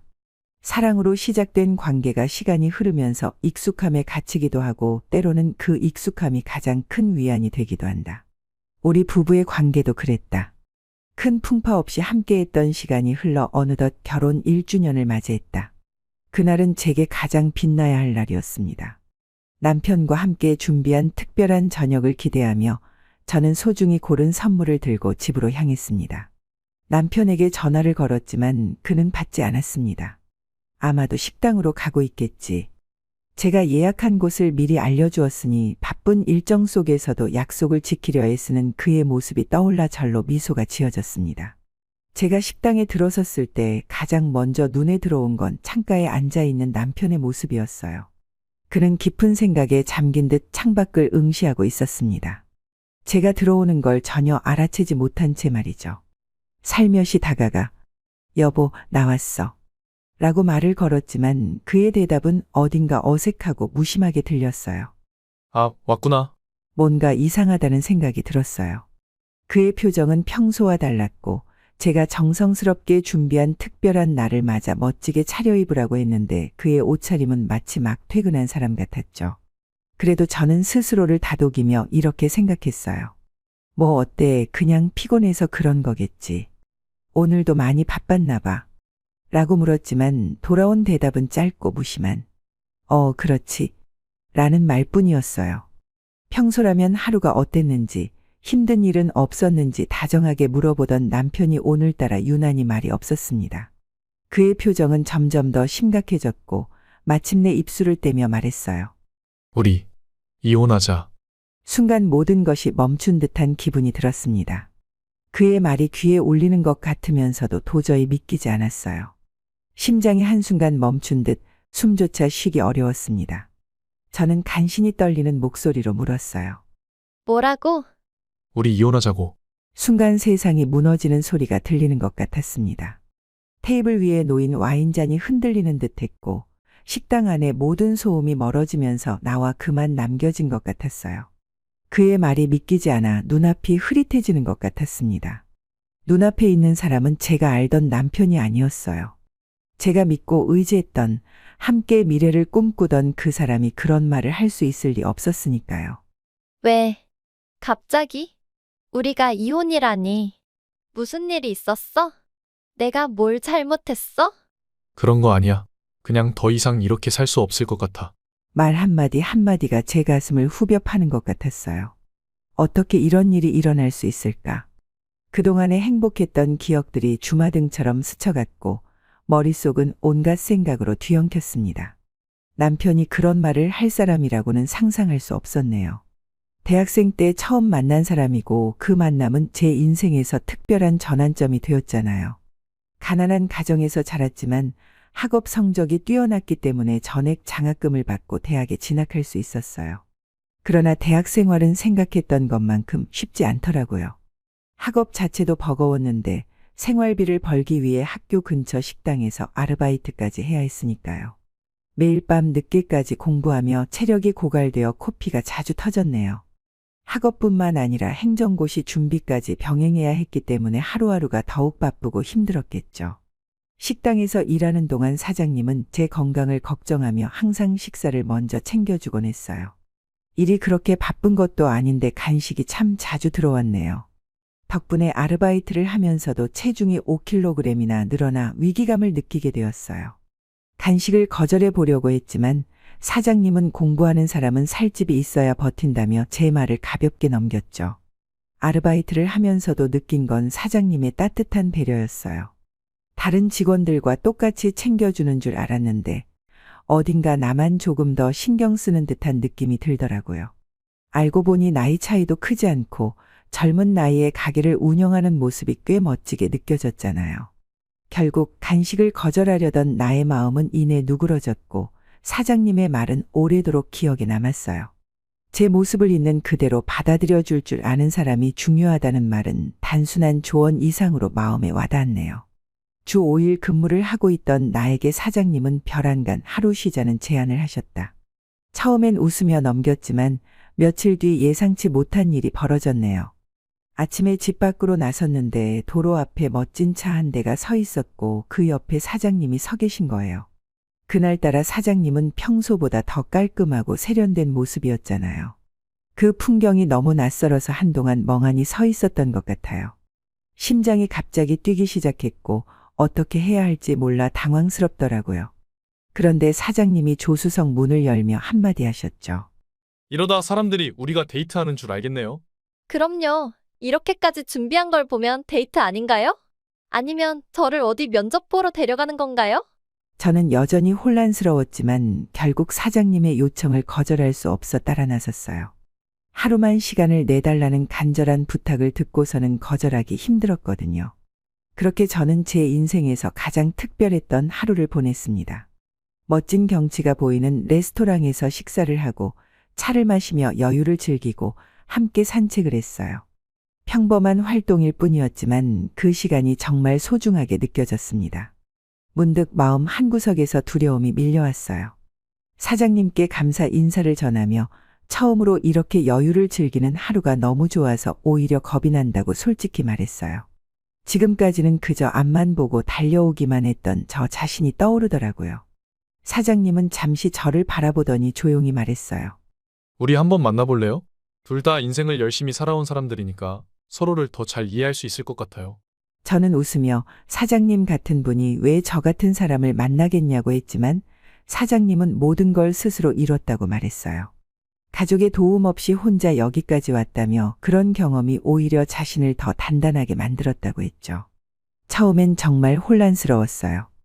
혼자만의 짝사랑이라고 생각했는데 그 사람이 저를 좋아한다는 사실을 알게 되다니요. 이런 일이 있을 수 있나 싶었죠. 하지만 서로의 마음이 통해서 어떻게 연애를 시작하지 않을 수 있겠어요. 그래서 우리는 조용히 만남을 이어가기로 했어요. 제가 부탁했거든요. 가게 안에서는 절대 연인처럼 행동하지 말자고요. 처음 1년은 정말 문제없이 지나갔어요. 하지만 2년째 되던 해 결국 직원에게 우리의 관계가 들통나고 말았죠. 남자친구가 지나가다가 제 볼에 가볍게 입맞춤을 했는데 그 순간 한 직원이 딱 그 장면을 본 거예요. 그 이후로는 분위기가 어색해져서 일을 계속하기 어려웠어요. 직원들의 시선도 신경 쓰였고 저 스스로도 불편함을 느꼈거든요. 그래서 결심했죠. 이제 그만두는 게 나을 것 같아. 직원들이 불편해하잖아. 그리고 나도 좀 부담돼. 그럼 그냥 아르바이트 하지 마. 내가 다 지원할게. 너는 마음 편히 꿈을 이루기만 하면 돼. 뭐가 문제야? 내가 너를 책임질 테니까 걱정 말고 편히 공부해. 결국 아르바이트를 그만두게 되었는데 남자친구가 정말로 저에게 용돈을 주기 시작한 거예요. 처음에는 몇 번이고 거절해보려 했지만 자신이 꼭 저를 뒷바라지하겠다고 고집을 부리더라고요. 그때 결심했어요. 반드시 행정고시에 합격해서 이 사람과 결혼하겠다고요. 남자친구 덕분에 저는 마음 편히 공부에만 집중할 수 있었어요. 돈 걱정을 덜고 공부에 몰두하니 성과도 더 잘 나왔죠. 그래서 남자친구의 도움을 받기로 했어요. 물론 만약 우리가 결혼하지 못한다면 받은 모든 것을 돌려줄 각오도 함께요. 그렇다고 항상 순탄했던 건 아니에요. 행정고시는 생각보다 훨씬 어렵더라고요. 몇 번이고 포기하고 싶었고 남자친구에게 미안한 마음도 커져갔어요. 이제 고시 준비를 그만둘까 봐. 너무 힘들어. 그래? 그럼 잠시 쉬면서 나랑 놀자. 아니, 그래도 쉬지는 못하지. 취업이라도 해야겠어. 그럼 하고 싶은 대로 해. 그는 항상 제가 어떤 선택을 하든 묵묵히 응원해주는 사람이었어요. 그래서 한동안 취업해서 일을 했지만 결국 행정고시를 포기하지 못하고 다시 도전하고 싶다는 생각이 들더라고요. 결혼을 준비하던 와중에 남자친구에게 부탁했어요. 우리 결혼 1년만 미루면 안 될까? 마지막으로 한 번만 더 도전해보고 싶어. 행정고시겠지? 응. 이대로 결혼하면 평생 후회할 것 같아서. 난 네가 뭘 하든 무조건 내 편이야. 걱정 말고 공부에만 집중해. 그때 알게 됐어요. 남자친구가 이미 신혼집까지 마련해 두었다는 사실을요. 저는 그 집으로 들어가 다시 공부를 시작했고 남자친구는 사실상 저와 함께 살며 모든 걸 책임졌어요. 집세부터 생활비, 심지어 식사까지도 전부요. 덕분에 저는 손가락 하나 까딱하지 않고 공부에만 전념할 수 있었답니다. 덕분에 저는 29살의 행정고시에 합격할 수 있었다. 합격과 함께 준호와 결혼했고 그동안 제가 받은 도움을 꼭 갚아야겠다고 다짐했다. 하지만 준호는 결혼 후에도 모든 살림을 혼자 도맡아 했다. 제가 뭔가를 하려고 하면 앉아 있으라며 말리고 물 한 방울도 묻히지 못하게 했다. 가난한 집에서 태어나 많은 고생을 했던 나에게 준호와의 결혼은 마치 모든 걸 보상받는 것 같은 삶이었다. 그런 준호가 결혼 1주년 기념일에 이혼을 꺼낼 줄은 상상조차 하지 못했다. 준호, 이거 농담이지? 혹시 내가 당신에게 서운하게 한 게 있어? 그동안 살림을 혼자 다 했잖아. 나도 도울게. 나도 하고 싶다고 말했었잖아. 다른 여자가 생겼어. 뭐라고? 너랑 살면서 내 자신을 제대로 표현하지 못하고 갇혀있다는 느낌을 받았어. 그런데 마음이 끌리는 여자를 찾았어. 물론 아직 시작은 안 했어. 너랑 먼저 정리하고 가고 싶으니까 최대한 빨리 끝내자.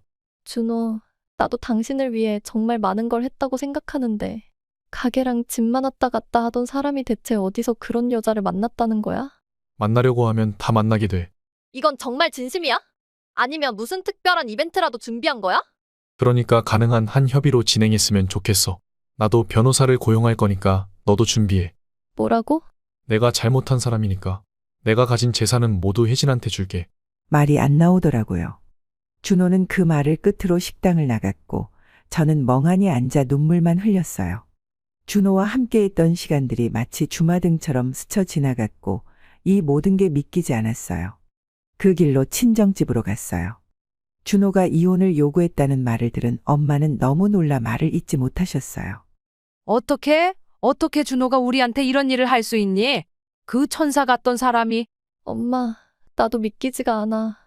처음엔 믿을 수 없었지만 그 후로 준호를 설득해보려 노력했어요. 한 번의 잘못은 용서할 수 있어. 다시 돌아오자. 말에 더 이상 붙잡을 수가 없었어요. 사람들이 자기 행동은 로맨스라고 하고 남의 행동은 불륜이라 말하더니 준호의 말이 꼭 그랬어요. 잘못이 아니라니 무슨 말을 더 할 수 있겠어요. 계속 붙잡고 싸우다 보면 그동안 고마웠던 기억들마저 흐려질 것 같았어요. 그래. 이번엔 내가 당신이 원하는 대로 할게. 이혼하자. 저는 그렇게 준호에게 말하고 가정법원으로 향했다. 마음이 텅 빈 것 같았어요. 내 삶의 기반 같았던 모든 것이 무너지는 기분이 들더라고요. 법원 앞에서 준호를 기다리며 멍하니 서 있는데 갑자기 엄마에게서 전화가 온 거예요. 엄마의 다급한 목소리가 들리잖아요. 도장 찍지 말고 당장 법원 뒷문으로 와. 저 멀리 준호가 걸어오는 모습이 보였지만 엄마의 말이 계속 머릿속에서 맴돌더라고요. 고민 끝에 저는 엄마의 말을 따르기로 결심하고 뒷문으로 달려갔네요. 그리고 그곳에서 본 광경은 정말 나를 얼어붙게 만들었잖아요. 엄마 옆에 낯선 남자가 서 있었고 그는 정중하게 고개를 숙이며 인사를 하더라고요. 저는 의사입니다. 혹시 엄마가 어디 아픈 건가요? 엄마는 대답 대신 제 손을 잡고 나를 서둘러 법원 밖으로 데리고 나갔네요. 머릿속은 혼란스러웠고 다리가 무겁게 느껴졌어요. 그때 내 휴대전화가 울리기 시작했어요. 준호였네요. 엄마, 전화 받으라고요? 받지 마. 왜요? 준호가 내가 일부러 피한다고 생각할 거 아니에요. 걱정하지 마라. 준호도 너랑 이혼하고 싶지 않아. 엄마의 말에 저는 그대로 얼어붙었네요. 놀라움, 희망, 그리고 혼란스러움이 한꺼번에 몰려왔어요. 준호가 이혼을 원하지 않는다니 그렇다면 지금까지 했던 말들은 도대체 무엇이었을까요? 가슴이 터질 듯 뛰었고 이 모든 상황 속에서 무엇을 기대해야 할지 알 수 없었어요. 엄마는 다시 저를 앉히며 준호가 이혼을 원하지 않는다고 말했어요. 엄마는 준호가 저를 얼마나 사랑하는지 그가 외도를 할 사람이 맞는지 다시 생각해 보라고 하셨어요. 비록 그 말이 믿기지 않았지만 엄마의 질문은 제 마음에 의문을 남겼어요. 엄마는 준호가 평범한 사람이 아니라며 저를 준비할 때부터 도와줬다고 강조했어요. 하지만 지금은 모든 것이 혼란스럽고 준호가 스스로 저에게서 멀어지고 있는 것처럼 느껴졌어요. 준호를 생각하니 마음이 먹먹하고 눈물이 또 흘렀어요. 이혼을 결정하는 게 쉬운 일이 아니었지만 준호를 위해 제가 할 수 있는 건 그것뿐이라고 생각했어요. 그동안 혜진에게 모든 걸 주었던 사람이 이제는 제가 할 수 있는 마지막 결정을 내리게 된 거죠. 준호가 집이랑 재산을 다 준다고 했지. 네, 맞아요. 최소한 양심은 남아있는 것 같아요. 이상하지 않니? 다른 여자가 있으면 그 여자에게 재산을 써야 할 텐데 왜 다 혜진에게 주겠다고 하지? 준호는 혜진을 걱정해서 그런 거예요. 항상 나를 돌봐주던 사람이라 그런 거겠죠. 선생님이요? 저는 준호의 주치의입니다. 남편이 주치의라니요? 그 사람 어디 아프죠? 네, 보호자분을 부르라고 했는데 그분은 그렇게 할 수 없다고 하셨습니다. 왜요? 그 사람 많이 아픈 건가요? 두 분 사이에 큰 오해가 있는 것 같습니다. 남편분은 암 진단을 받았습니다. 말기암이라니요? 치료가 불가능한 건가요? 항암 치료를 시도할 수는 있지만 성공 가능성은 매우 낮습니다. 그럴 리가 없어요. 그렇게 되기 전에 건강 검진을 받지 않으셨나요? 너무 바빠서 검사를 놓친 적이 많았다고 하셨습니다. 왜요? 제가 항상 일에만 집중해서 그 사람을 놓쳤기 때문인가요? 저는 준호를 가장 가까이에서 지켜봤으면서도 그의 고통을 알아채지 못했다는 사실에 가슴이 무너졌습니다. 제 행정고시 준비와 취업에 몰두한 사이 그의 몸은 병으로 조금씩 무너지고 있었던 겁니다. 모두가 최선을 다해 살아가잖아요. 그러나 안타깝게도 그 과정. 혹시 해외에서 치료할 방법은 없나요? 저는 무엇이든 할 수 있어요. 제겐 준호 없이는 살아갈 수 없어요. 모든 방법을 시도해 보겠지만 희망적인 치료법을 찾는 건 정말 어렵습니다. 제발 도와주세요. 의사 선생님, 저희를 돕기 위해 여기 계신 거잖아요?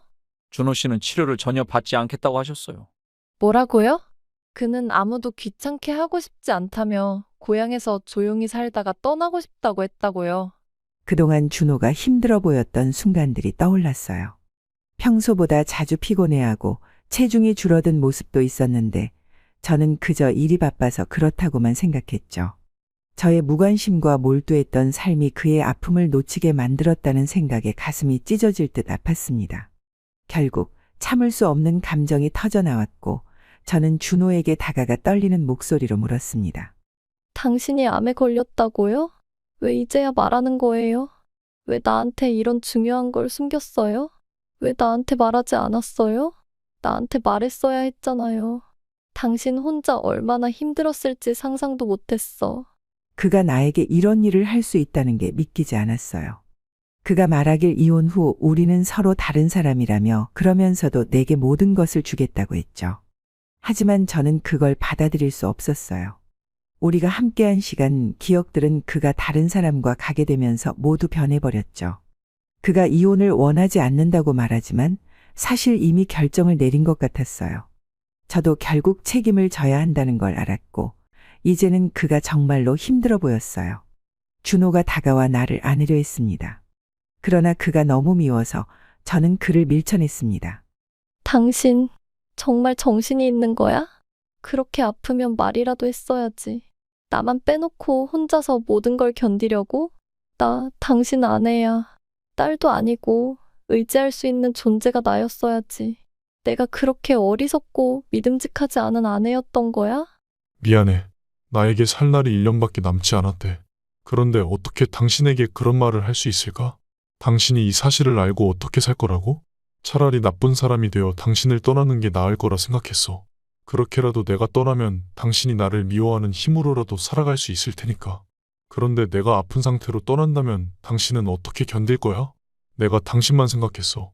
내가 떠난 후에 당신이 어떻게든 살아갈 수 있도록 그 방법만 계속 생각했어.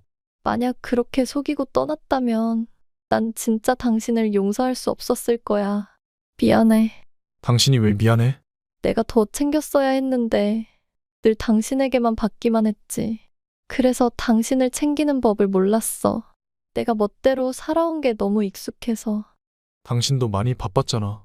행정고시 준비도 하고 나랑 결혼도 준비하고 그런 와중에 내 몸에서는 암이 자라고 있었던 거지. 내가 잘못했어. 건강검진도 제대로 받지 않았어.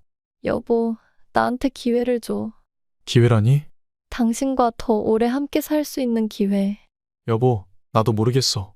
언제 끝날지 모른다고. 그런 말 하지 마. 당신은 오래 살아야 해. 내가 그렇게 만들어 놓고 갈 거야. 나를 위해 모든 걸 했잖아. 나도 당신을 위해 뭐든지 하게 해줘. 치료를 받으라고? 응, 해보자. 당신이 포기하지 않으면 나도 끝까지 옆에 있을게. 희망이 없으면? 그래도 해. 그동안 당신도 나한테 끝까지 힘이 돼줬잖아.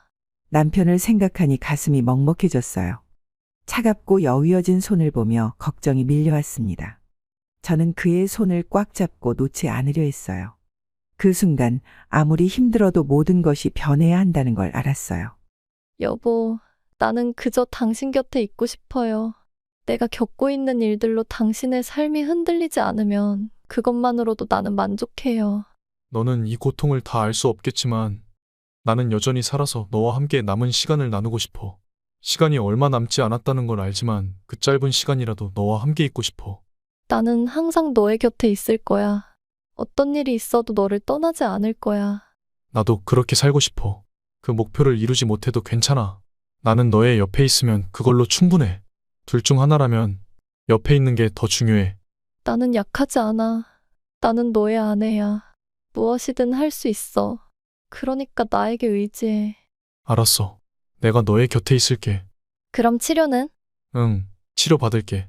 이혼을 두고 겪었던 그 소동은 끝났지만 그 이후로 저는 마음을 굳게 다잡아야 했습니다. 남편을 살리겠다는 생각만으로 암에 좋은 음식까지 연구하기 시작했죠. 남편은 주치의와 상의 끝에 항암 치료를 시작했습니다. 초기에는 부작용으로 고통스러워하며 체중이 급격히 줄었지만 꾸준한 치료와 생활 습관의 개선으로 조금씩 회복의 조짐을 보였습니다. 특히 면역력 강화를 위한 고단백 식단과 규칙적인 운동이 큰 도움이 되었다고 의사가 설명했습니다. 정말 다행이네요. 치료가 효과가 있네요. 정말 기쁜 소식입니다. 계속 효과가 지속되면 상태를 살펴 수술도 가능할 거예요. 정말 그런가요? 네. 아직 갈 길이 멀지만 좋은 진전이 있습니다. 축하드립니다. 정말 감사합니다.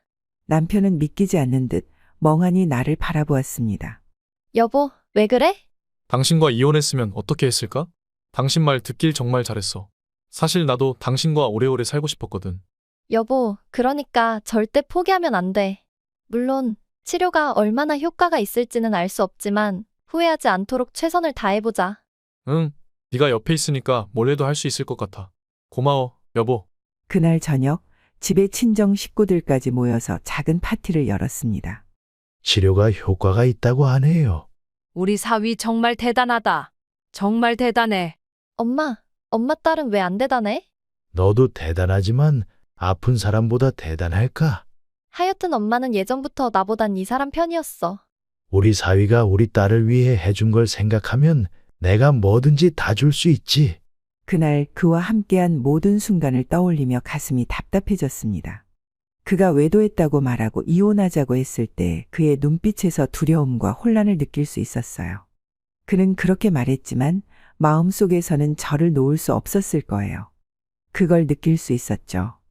제가 느꼈던 감정은 그 무엇과도 비교할 수 없는 두려움이었어요.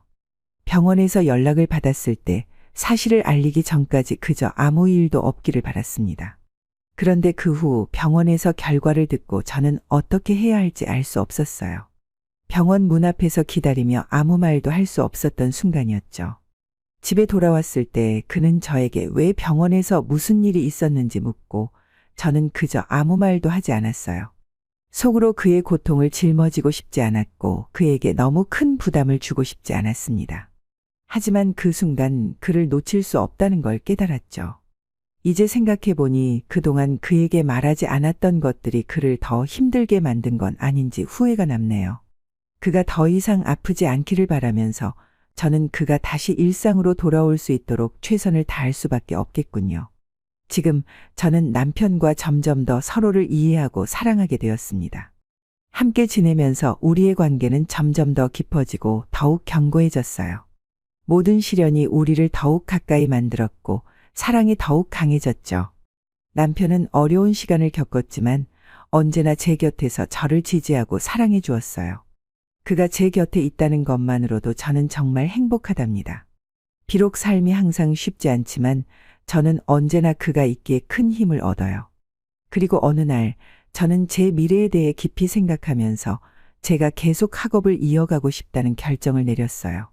그래서 남편에게 제 마음을 고백했죠. 자기야, 나 얘기하고 싶은 게 있어. 나 다시 공부 신청했어. 응? 어디에?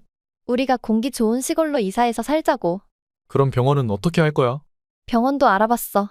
우리가 이사하려는 곳에 내가 다니는 병원 분원이 있다고 하더라. 연계 치료가 가능하대. 내가 사랑하는 사람과 함께 있는 거지. 그 사람의 돌봄을 받는 거 아니겠어? 그렇다면 나도 찬성하는 거지? 당연하지. 나도 항상 시골에서 살고 싶었어. 내 고향이 시골이라 여름 방학마다 거기 가는 게 정말 좋았거든. 그런데 부모님 돌아가신 이후로는 한 번도 가지 않았지만 그랬구나. 그럼 나랑 이혼하고 혼자 시골로 가려던 거야? 아니면 그곳에 숨겨둔 여자가 있었던 건 아니지? 정말로 미안해. 내가 정말 잘못했어. 평생 사죄할게. 여자에게 원한이 쌓이면 여름에 서리가 내린다고 하잖아. 요즘엔 남편을 농담하는 것이 즐겁다. 그만큼 남편의 건강이 나아졌다는 뜻이기도 하니까 안심이 된다. 그 후 우리는 공기 좋은 시골로 이사를 갔고 그 시점이 바로 남편이 말기암 진단을 받은 지 1년이 되는 때였다.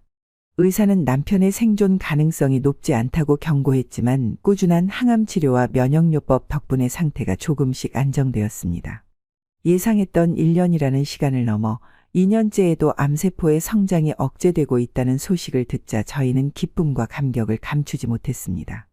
시골의 맑은 공기 속에서 새 집에서 살기 시작한 남편은 매일매일 건강해 보였어요. 텃밭을 가꾸고 퇴근 후에는 저를 위해 요리도 해주었죠. 처음에는 불안한 마음에 CCTV를 집 곳곳에 설치했지만 그 후로 한 번도 저 없을 때 불안한 일이 생기지 않았습니다. 벌써 그렇게 시간이 5년이 지났습니다. 요즘은 주치의 선생님도 남편의 상태에 놀라고 계십니다. 최근 검사 결과에 따르면 암세포 크기가 현저히 줄어들었어요. 치료가 예상보다 더 잘 듣고 있는 것 같습니다. 특히 새로운 면역 치료제가 효과를 보고 있는 듯합니다. 정말요, 선생님? 네. 저도 정말 놀라워요. 건강하게 살고 사랑을 주고받으며 지내는 게 분명 큰 도움이 되는 것 같아요. 시골로 이사를 간 선택도 정말 현명하셨습니다. 저의 목표는 하나뿐이에요. 남편과 함께 사는 거예요. 남편은 제가 얼마나 간절하게 원하는지 잘 알고 있는 것 같아요. 앞으로도 남편분을 더욱 많이 사랑해 주세요. 제가 보기에 아내분의 사랑이야말로 최고의 치료제입니다.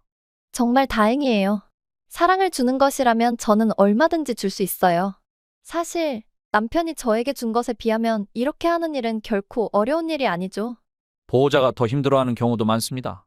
솔직히 말하면 저는 이상하게 전혀 힘들지 않아요. 남편이 스스로 치료와 운동을 하며 의지를 다지고 있으니까 저는 그저 응원하고 지켜보면 되는 것뿐이에요. 일이든 뭐든 그가 옆에 있어 주길 원하지만 지금은 그럴 필요도 없다는 게 정말 기적인 것 같아요. 정말 기적이네요. 의사로서 이렇게 많은 환자를 봐왔지만 이런 경우는 처음입니다. 두 분이 기적을 만들어가고 계신 건 확실해요. 의사의 말에 우리는 서로를 바라보며 미소를 지었습니다. 그 말이 단순한 칭찬이 아니라 우리가 걸어온 길을 확인해주는 소중한 말처럼 느껴졌습니다. 기적이라니 그 말이 저희에게 얼마나 큰 위로가 되었는지 모릅니다. 그렇게 의사의 말을 듣고 나니 서로의 손을 꼭 잡고 마음속으로도 다짐했어요. 두 사람의 마음이 하나가 되어가는 것처럼 우리가 함께라면 어떤 어려움도 이겨낼 수 있을 거예요. 남편은 웃으면서 말했어요. 지금까지 우리 함께 온 것만으로도 정말 기적 같아요. 고생 끝에 낙이 온다는 말이 있잖아요. 그동안 힘든 시간이 많았지만 우리가 이겨냈으니까 이제는 행복이 찾아올 거예요. 맞아요. 하늘은 스스로 돕는 자를 돕는다는 말처럼 우리가 서로 도와가며 힘을 합친 덕분에 지금까지 버텨온 거예요. 앞으로도 우리 둘이 힘을 합쳐나가면 어떤 어려움도 두렵지 않겠군요. 우리는 그 순간 서로의 존재가 얼마나 소중한지 다시 한번 느꼈어요. 정말 기적처럼 보이는 이 순간을 함께 할 수 있다는 것에 감사하며 앞으로도 함께 나아가기로 결심했어요. 1년 전부터 남편과 함께한 삶을 블로그에 올리기 시작했어요.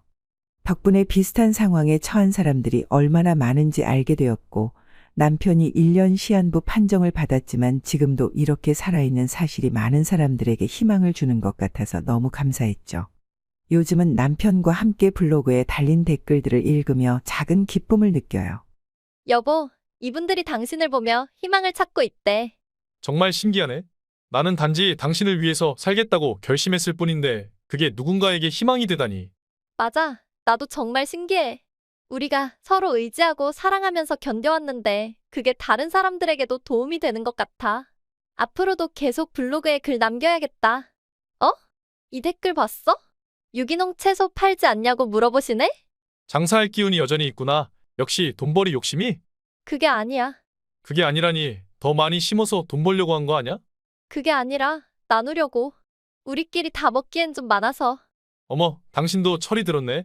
파는 게 아니라 나누겠다고. 정말 바뀐 것 같아. 나중에 건강이 더 좋아지면 농사를 본격적으로 시작하려고. 미리 고객도 확보하고 나누는 것도 중요하니까. 정말 웃겨 죽겠네.